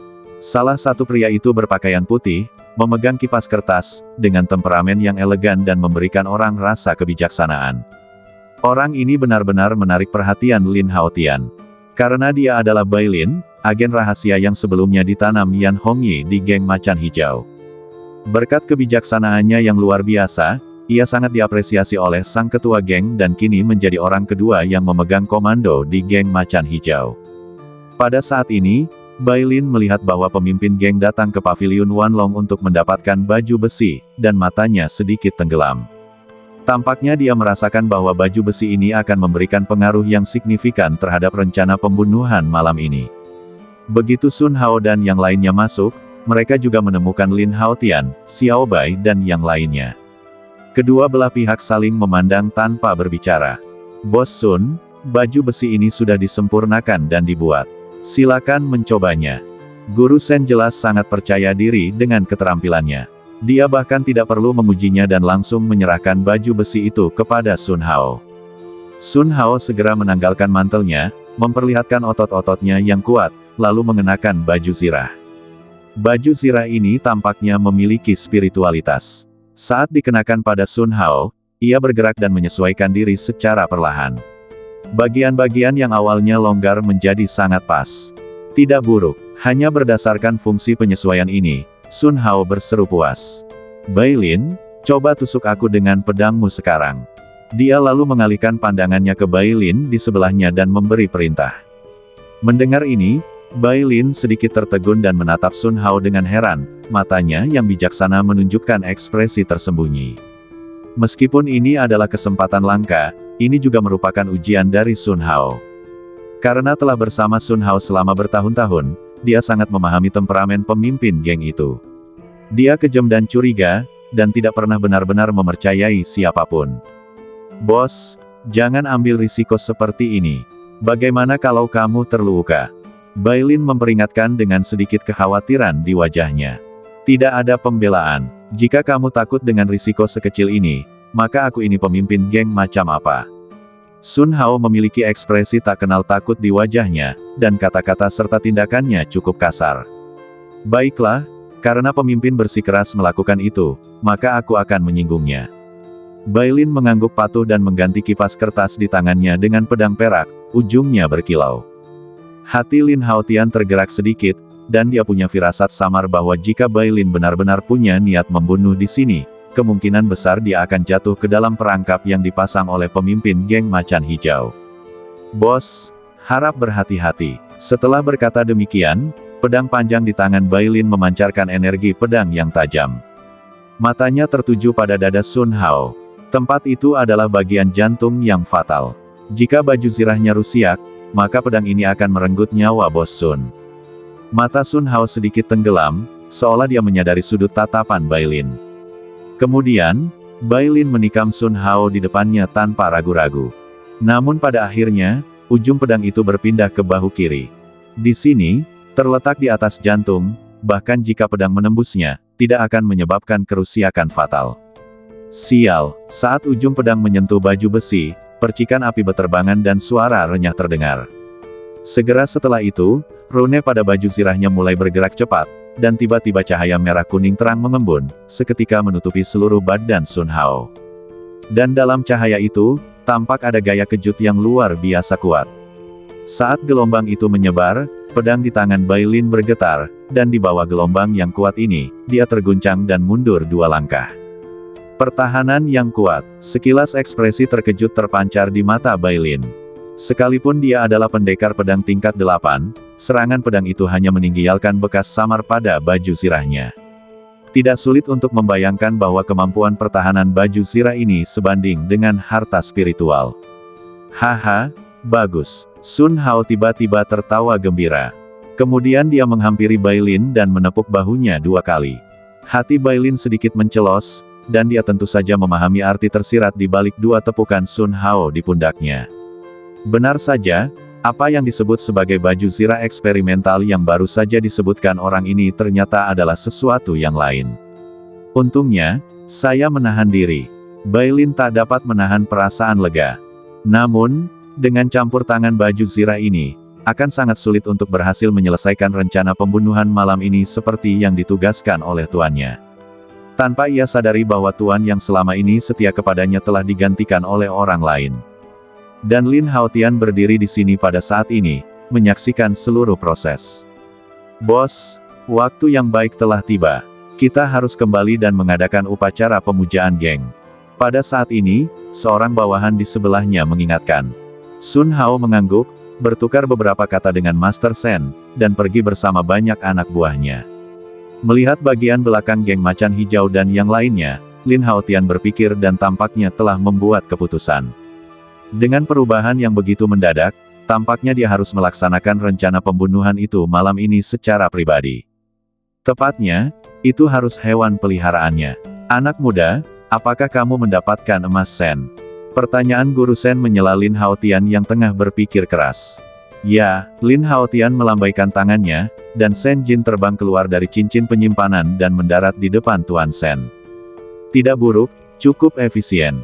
Master Sen tidak dapat menahan diri untuk tidak mengagumi, lalu dia mendesak dengan tidak sabar, keluarkan pedang yang patah dan besi Suanyun, dan aku akan membantumu menempa dan memperbaikinya sekarang. Sambil berbicara, Guru Sen telah menyalakan tungku, melemparkan emas Sen ke dalam kuali, dan mulai memurnikannya. Melihat lelaki tua itu begitu antusias, Lin Haotian tidak ragu sedikit pun dan segera mengeluarkan pedang pemakan naga dan potongan besi meteorit hitam dari cincin penyimpanan. Butuh waktu setidaknya 5 jam untuk memurnikan emas Sen.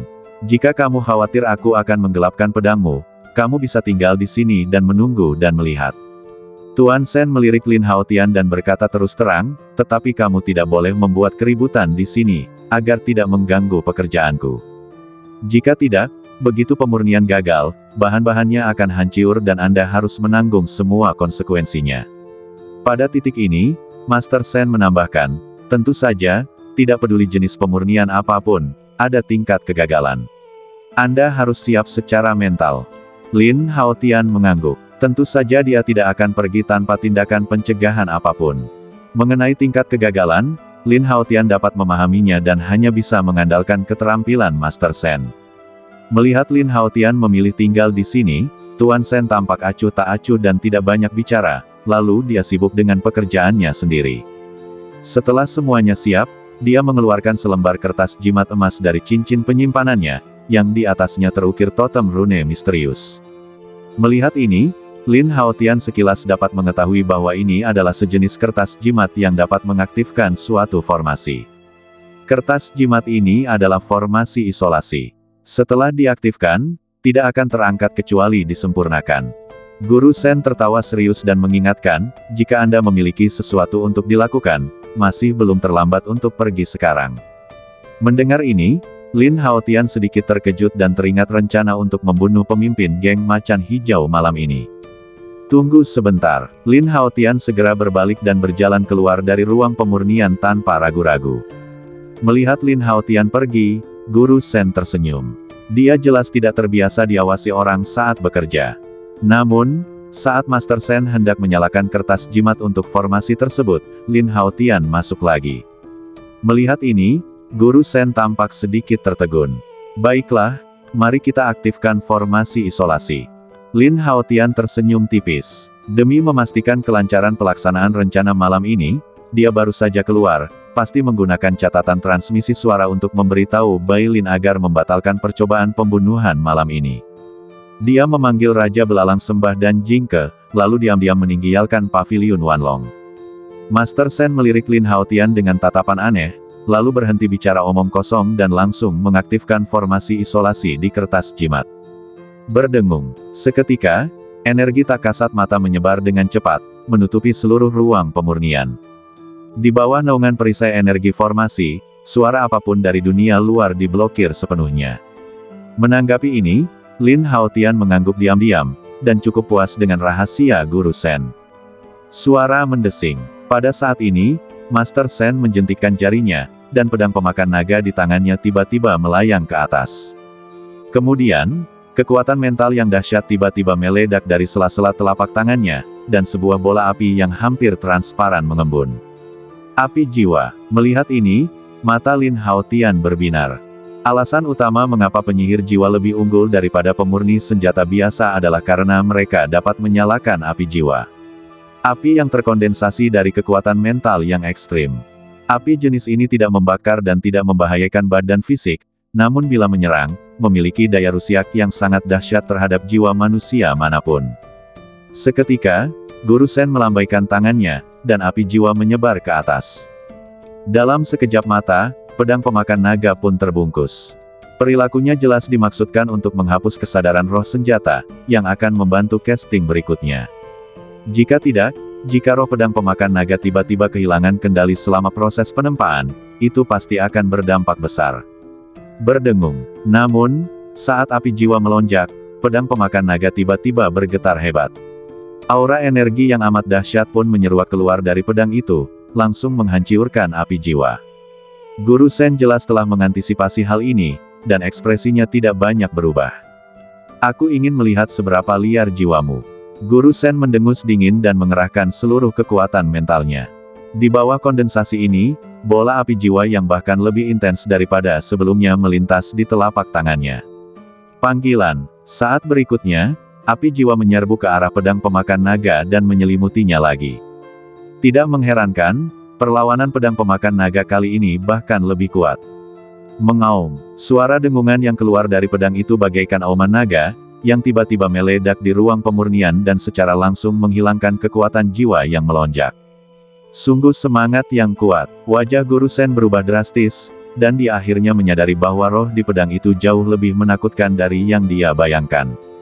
Melihat pemandangan ini, Lin Haotian sama sekali tidak terkejut. Roh pedang pemakan naga adalah raja tertinggi di dunia binatang, klan naga. Tidak diragukan lagi merupakan sebuah fantasi bagi seorang ahli roh manusia biasa yang ingin menaklukkannya. Semangat pedangmu terlalu kuat. Master Sen menghela napas, menatap Lin Haotian, dan berkata tanpa daya, jika aku tidak dapat menghapus kesadarannya dengan kekuatan jiwaku, aku khawatir aku tidak dapat melakukan apapun tentang hal itu kali ini setelah melemparkan dan memperbaikinya. Mendengar ini, Lin Haotian secara alami tahu apa yang dikhawatirkan Tuan Sen. Anda dapat yakin tentang hal ini. Ini tidak akan mengganggu penempaan Anda. Jika terjadi kecelakaan, saya akan bertanggung jawab. Lin Haotian tersenyum tipis, lalu pikirannya bergerak sedikit. Pedang pemakan naga yang tadinya dipenuhi aura menakutkan, tiba-tiba menjadi patuh dan tenang. Baiklah, kamu sendiri yang mengatakannya. Setelah mendengar perkataan Lin Haotian, Tuan Sen menatap pedang pemakan naga dengan ketakutan yang masih tersisa, lalu mengabaikannya dan mengalihkan perhatiannya ke emas sen dan besi meteorit Suan di dalam kuali. Namun, di bawah kobaran api, kedua potongan logam keras itu perlahan mencair dengan kecepatan yang lambat. Guru Sen melepaskan dua aliran kekuatan mental, yang menyebar kedua potong bahan logam di tungku. Di bawah manipulasinya, samar-samar terlihat jejak kotoran berwarna abu-abu hitam mulai terpisah darinya. Proses pemurnian ini sangat lambat. Lin Haotian hanya duduk bersila di tanah, tampak menunggu dengan sabar, tetapi sebenarnya, dalam benaknya, dia telah membuka visi bersama Raja Belalang Sembah dan Jingke. Di bidang penglihatan, kedua binatang itu telah terbang ke sebuah rumah besar di utara kota. Tata letak bangunannya sangat luas. Jika dilihat di bawah sinar bulan, tampak seperti seekor harimau yang tengah berjongkok di kota. Ini adalah wilayah kekuasaan geng Macan Hijau, tempat berkumpulnya banyak pemimpin geng tersebut. Orang biasa tidak berani menginjakan kaki di sini. Agar tidak ketahuan oleh anggota geng Macan Hijau yang berpatroli di luar rumah besar, Raja Mantis dan Jingke terbang langsung ke langit. Ketika mereka memasuki rumah besar itu, mereka turun dengan kecepatan yang lambat. Pada tengah hari larut malam 30 tahun lalu, geng Macan Hijau secara resmi didirikan. Sejak saat itu, dengan mengandalkan persatuan anggota geng dan cara-cara brutal, mereka telah berebut wilayah dan sumber daya di kota yang penuh kekacauan. Kelompok ini secara bertahap berkembang menjadi struktur yang sekarang dan merupakan salah satu dari 3 kekuatan geng utama. Hari ini adalah hari peringatan berdirinya geng Macan Hijau, dan waktu baik ditetapkan pada siang hari saat geng tersebut pertama kali berdiri.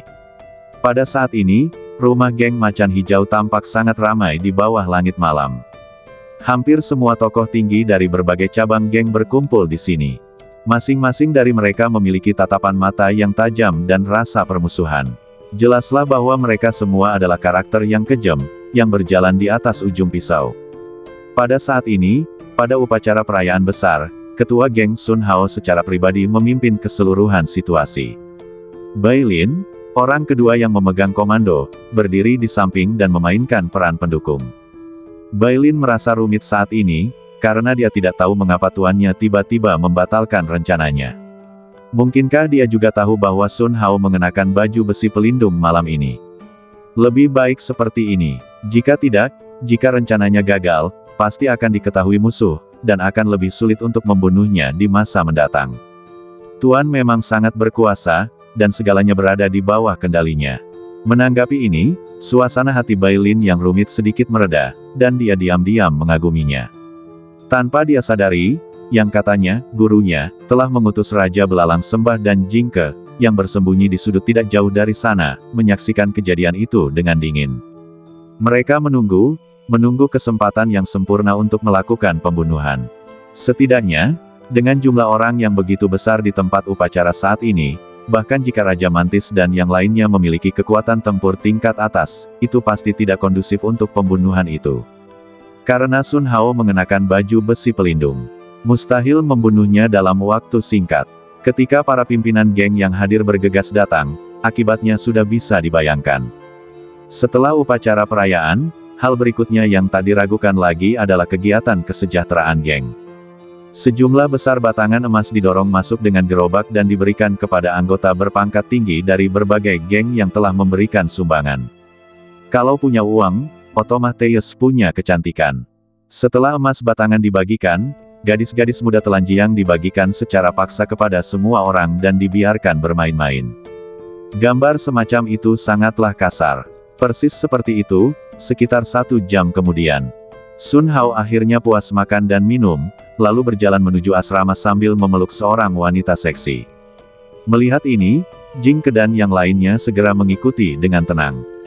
Asrama ini, yang merupakan milik eksklusif pemimpin geng, dijaga dengan sangat ketat. Di setiap sudut luar rumah, Ada anggota geng macan hijau yang berjaga-jaga, waspada terhadap setiap gerakan di sekitar mereka.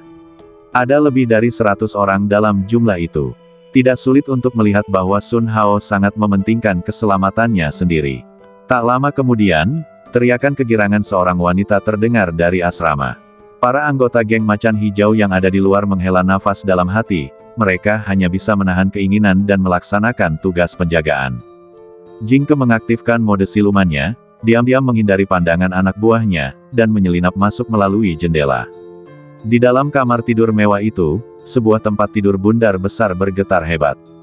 Namun, Sun Hao sangat berhati-hati. Bahkan saat melakukan pekerjaan fisik seperti itu, dia tidak melepaskan pelindung pada badan bagian atasnya. Bukankah tidak nyaman melakukan hal itu dengan lapisan baju besi logam lunak di antara kita? Lin Haotian duduk bersila di tanah di ruang pemurnian paviliun Wanlong. Segala yang dilihat Jingke muncul dalam pikirannya, dan dia tidak dapat menahan diri untuk bergumam pada dirinya sendiri. Perkataannya segera menarik perhatian Guru Sen yang tengah berdiri di dekat tungku. Saya hanya bilang, kalau kalian mau menunggu dan melihat di sini, kalian tidak boleh berisik. Wajah Tuan Sen menampakkan sedikit ketidaksenangan, seakan-akan dia diganggu oleh Lin Haotian. Maaf, tiba-tiba aku teringat sesuatu yang lucu tadi. Lin Haotian tersenyum canggung dan berkata dengan santai, misalnya, baju besi pelindung yang kamu tempa untuk pria kuat itu malam ini. Kata-kata ini membangkitkan keingintahuan Guru Sen. Dia menatap Lin Haotian dan tidak dapat menahan diri untuk bertanya, apa yang lucu dari baju zirah itu? Lin Haotian mengangkat alisnya sedikit dan tersenyum tipis, misalnya, jika Anda melakukan sesuatu antara pria dan wanita, jika Anda memakainya sepanjang waktu, bukankah itu akan sangat tidak menyenangkan? Tetapi jika Anda melepaskannya, ia tidak dapat memainkan peran protektif. Tidakkah Anda menganggap ini agak lucu? Mendengar ini, Guru Sen memandang Lin Haotian dengan aneh. Tampaknya dia agak meremehkan ide cabul Lin Haotian. Armor Bos Sun terbuat dari logam perak yang lembut, dan ringan seperti benang sutra tipis saat dikenakan. Bahkan jika kamu melakukan hal semacam itu, armor itu tidak akan terpengaruh sama sekali. Tuan Sen tertawa bangga, ditambah lagi dengan rune yang aku ukir, selama mata formasi di belakang tidak hancur, kamu bisa. Pada titik ini, Tuan Sen jelas menyadari sesuatu dan segera terdiam. Dia langsung mengabaikan Lin Haotian dan terus berkonsentrasi memurnikan emas sen dan besi meteorit Suan di tungku. Lagi pula, mengungkapkan kelemahan peralatan pelanggan tidak diragukan lagi merupakan hal yang sangat tidak etis bagi seorang penyuling senjata. Titik lemah baju besi itu ada di bagian belakang. Senyuman perlahan muncul di bibir Lin Haotian. Dia memikirkan hal itu dalam hatinya dan tidak berkata apa-apa lagi. Kemudian, dia membuka kembali penglihatan Jingke dan menatap Sun Hao yang tengah berolahraga di tempat tidur. Cahaya rune di bagian belakang baju besinya terlihat samar-samar. Jika serangan eksternal terdeteksi, energi rune pada armor akan segera aktif. Saat dia memperhatikan, Lin Haotian dengan jelas memperhatikan bahwa rune pada baju besi itu memiliki perpotongan. Meskipun dia tidak mahir dalam formasi rune, dia pernah mendengar instruktur menjelaskannya di masa lalu di Akademi Tianyan. Tak peduli apapun jenis formasinya, pasti ada kelemahannya. Dalam kebanyakan kasus, ia berada di pusat susunan rune.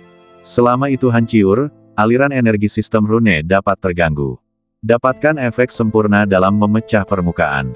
Pada saat ini, persimpangan rune di bagian belakang baju zirah Sun Hao adalah sumber energi pertahanan baju zirah itu. Mata Lin Haotian sedikit gelap, dan dia sudah memiliki rencana pembunuhan yang lebih baik dalam pikirannya.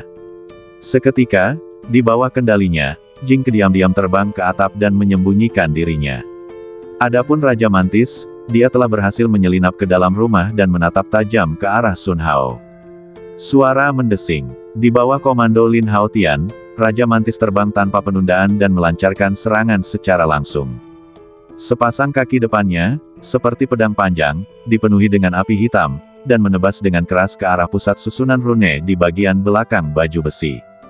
Berdengung. Akan tetapi, saat serangan Raja Mantis hendak mengenai badan itu, baju zirahnya rupanya merasakan sesuatu dan tiba-tiba memancarkan lingkaran cahaya merah kuning.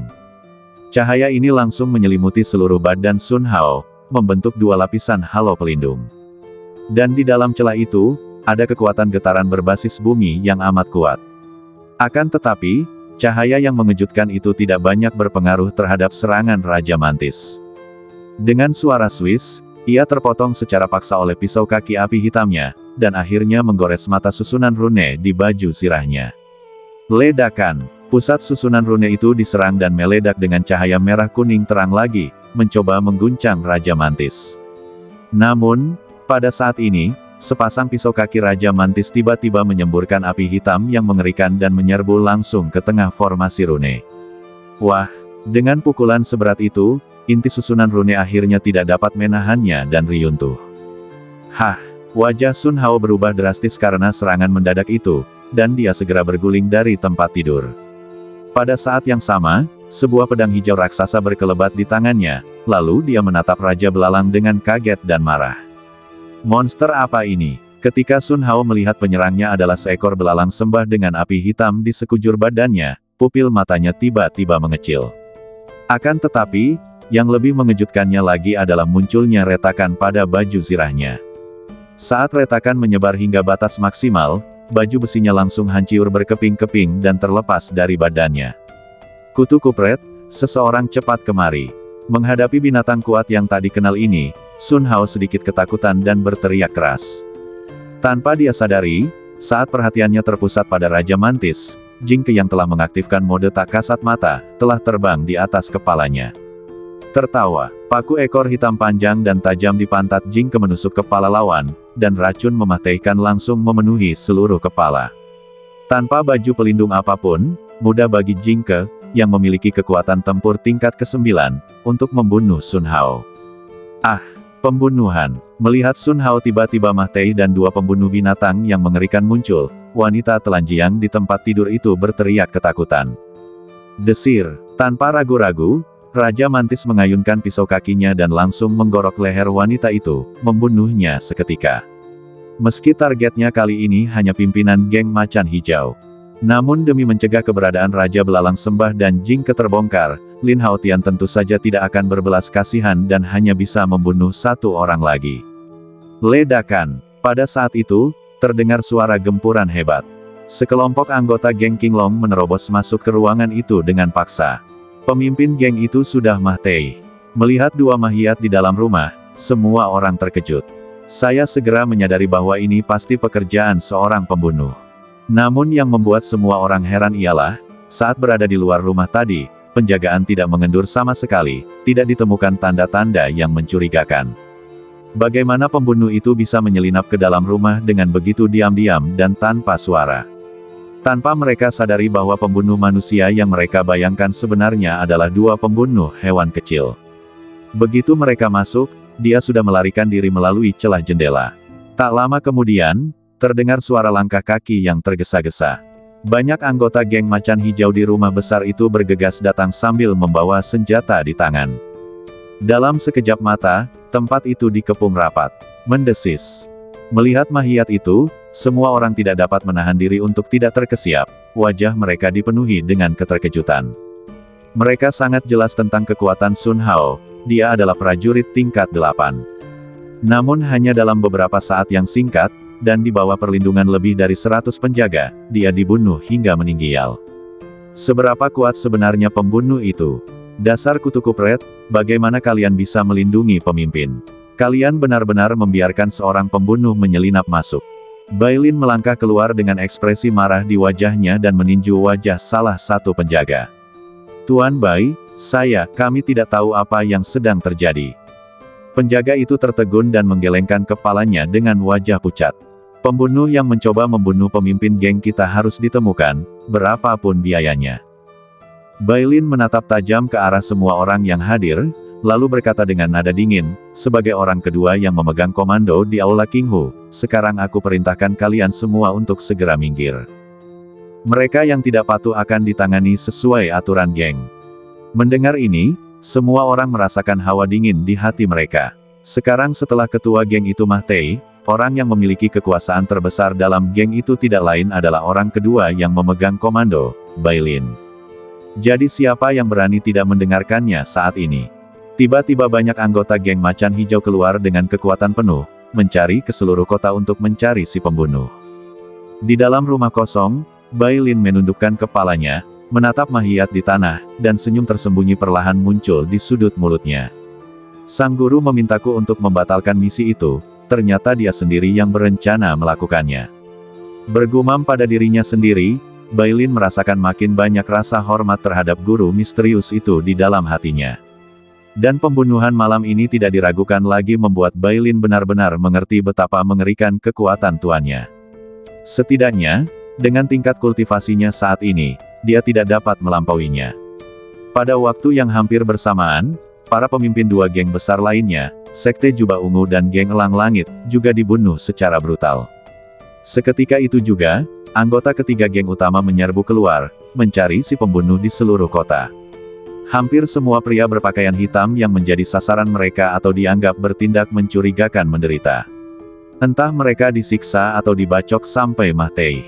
Malam itu, seluruh kota yang kacau balau berada dalam kekacauan total.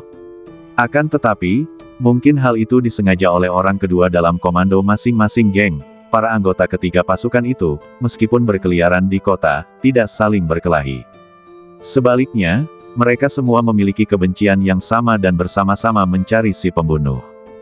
Tanpa mereka sadari bahwa Raja Belalang Sembah dan Jing Ke saat ini tengah melayang di atas kota, mengamati segala sesuatu di bawah. Meskipun situasi di kota malam ini tampak sangat kacau bagi orang lain. Namun, ketika matahari terbit besok, kendali atas tanah ini akan menjadi milik orang di balik layar, Lin Haotian. Saat ini, di ruang penyulingan senjata, Lin Haotian membuka matanya dan memutus penglihatan bersama dengan kedua hewan peliharaan itu. Wajahnya tenang, dan dia mulai berpikir tentang cara mengelola ketertiban wilayah kekacauan selanjutnya. Seperti kata pepatah, tidak ada ketertiban tanpa aturan. Dalam lingkungan yang keras seperti wilayah kekacauan, akan sulit untuk berkembang di masa mendatang jika tidak ada pembangunan yang dilakukan.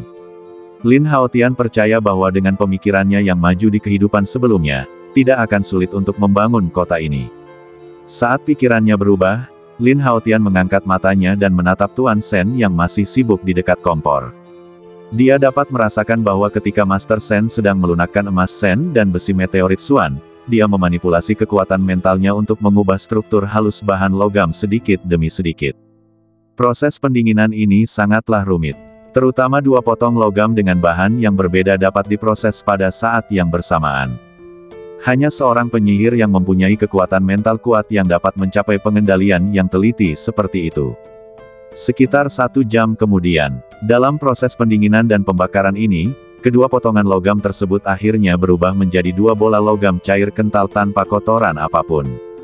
Telapak tangan kanan Guru Sen ditutupi lapisan cahaya. Dia mengulurkan tangannya langsung ke dalam tungku, mengambil bola cairan meteorit hitam, lalu menyebarkannya secara merata pada cetakan pedang Rusiak yang telah dipersiapkan sejak lama. Setelah cairan mendingin sedikit dan terbentuk, Guru Sen mengambil palu dan mulai memukulnya. Sesaat kemudian, suara ketukan logam terdengar berirama di ruang pemurnian.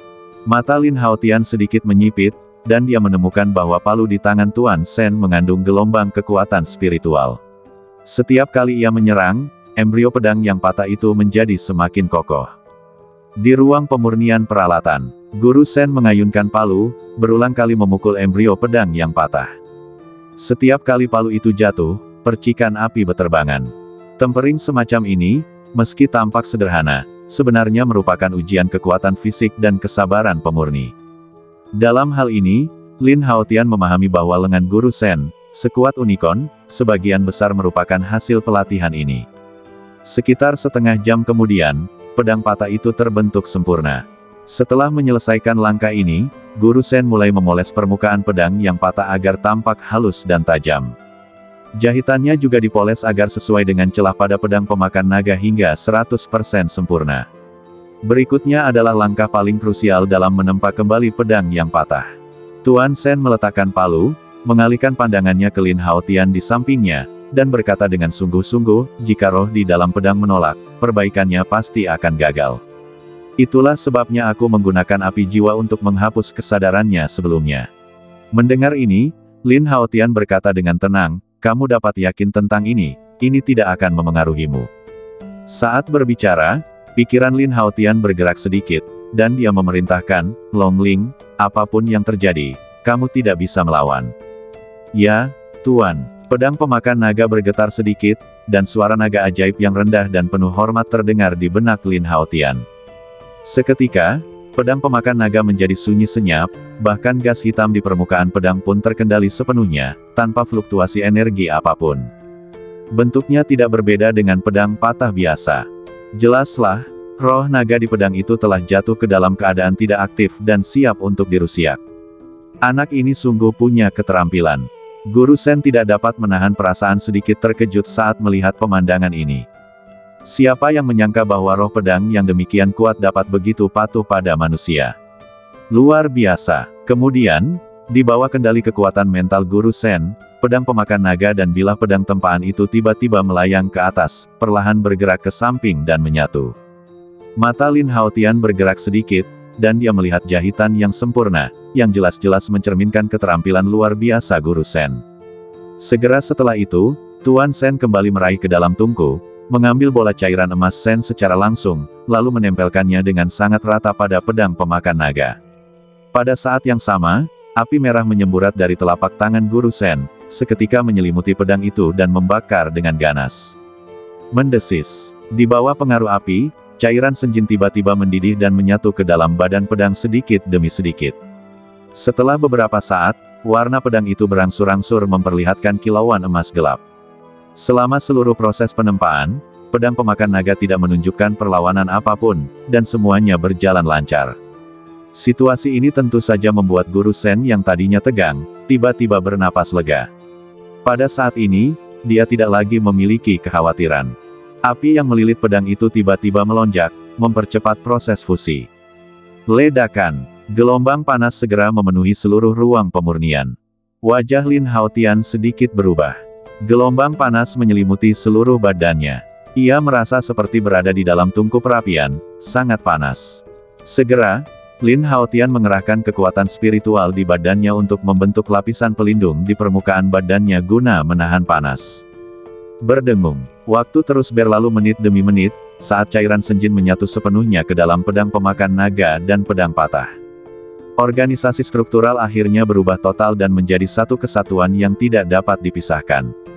Akan tetapi, meski begitu, hal itu belum benar-benar selesai. 10 jari Guru Shen menari dengan cepat dan segera membentuk segel rune. Meleleh. Tuan Shen tiba-tiba berteriak dan langsung menyuntikkan segel rune ke sendi badan pedang. Berdengung. Seketika cahaya terang dan kuat tiba-tiba keluar dari pedang itu. Samar-samar terdengar suara dengungan. Roh naga yang tertidur di dalam pedang tampaknya tiba-tiba terbangun pada saat ini. Suara dengungan itu bagaikan raungan naga yang sangat rendah, dan dipenuhi daya penghancur yang luar biasa dahsyat, bergema di dalam tungku. Lalu terdengarlah suara ledakan keras, dan kompor itu tidak dapat menahannya lagi dan meledak di tempat. Api yang membakar menyapu ruang penyulingan senjata. Pupil mata Lin Haotian tiba-tiba mengecil. Tidak ada tempat untuk bersembunyi dalam ruangan tertutup seperti itu. Untungnya, dia telah membentuk lapisan perisai pelindung di badannya, dan api yang datang berhasil ditangkis. Xiao Bai sangat pintar. Dia dengan cepat bergerak ke samping dan bersembunyi di belakang Lin Haotian. Akan tetapi, Guru Shen yang berdiri di dekat api tidak seberuntung itu. Ledakan. Saat api menghantamnya dari depan, dia mengerang dan terlempar ke belakang, menghantam dinding dengan keras. Engah. Tuan Shen membuka mulutnya dan memuntahkan seteguk darah, jelas dia terluka parah. Namun meski begitu, tatapannya masih tertuju pada pedang pemakan naga, matanya penuh kegembiraan. Sepertinya selama dia berhasil menempanya, sedikit luka tidak akan berarti apa-apa baginya. Dia benar-benar berdedikasi. Melihat ini, Lin Haotian tidak bisa menahan diri untuk tidak mengaguminya dalam hati. Kemudian, api itu berangsur-angsur menghilang, dan pedang pemakan naga baru muncul di hadapan Lin Haotian dan yang lainnya. Kemarilah. Lin Haotian mengulurkan tangannya, dan pedang pemakan naga tiba-tiba berubah menjadi seberkas cahaya dan bayangan dan melesat mendekat, lalu muncul di tangannya dengan sangat patuh. Bagus. Lin Haotian memegang pedang pemakan naga di tangannya dan jelas merasakan bahwa beratnya sedikit bertambah. Saat dia mengamatinya dari dekat, mata Lin Haotian tiba-tiba menunjukkan ekspresi takjub. Akan tetapi, pedang pemakan naga saat ini tidak diragukan lagi telah menjadi lebih ramping dari sebelumnya, dan telah menjadi pedang panjang seutuhnya. Yang mengejutkan Lin Haotian adalah beberapa pola cahaya keemasan gelap muncul pada pedang itu. Pola-pola itu tampak seperti totem. Kalau diperhatikan lebih teliti, polanya mirip seperti pola naga yang terlihat sangat ajaib. Lin Haotian mencoba memobilisasi aliran kekuatan spiritual dan menyuntikkannya ke pedang. Seketika, pedang itu terisi dengan udara hitam dan cahaya dingin melonjak, memperlihatkan fluktuasi energi yang mendebarkan jantung. Gelombang ini beberapa kali lebih kuat dari bentuk pedang patah sebelumnya. Menanggapi ini, Lin Haotian tidak dapat menahan diri untuk menunjukkan sedikit kegembiraan di wajahnya. Dia meraih pedang pemakan naga dan mulai memainkannya dengan penuh kasih sayang. Anak muda, pedangmu sangat kuat dan berwibawa. Bisa dikatakan itu adalah senjata terkuat yang pernah kutempa selama bertahun-tahun. Tuan Shen mengulurkan tangan untuk menyeka darah dari sudut mulutnya, lalu berjalan mendekat, menatap pedang hitam di tangan Lin Haotian dengan mata membara, dan berseru dengan tulus. Jika Anda tertarik menjual pedang ini, Anda dapat menawar berapapun harga yang Anda inginkan. Guru Shen tertawa serius tetapi tidak memberikan harga tertentu. Menurut pendapatnya, pedang pemakan naga merupakan senjata dewa, dan memberi harga padanya niscaya merupakan suatu penghujatan. Bersambung.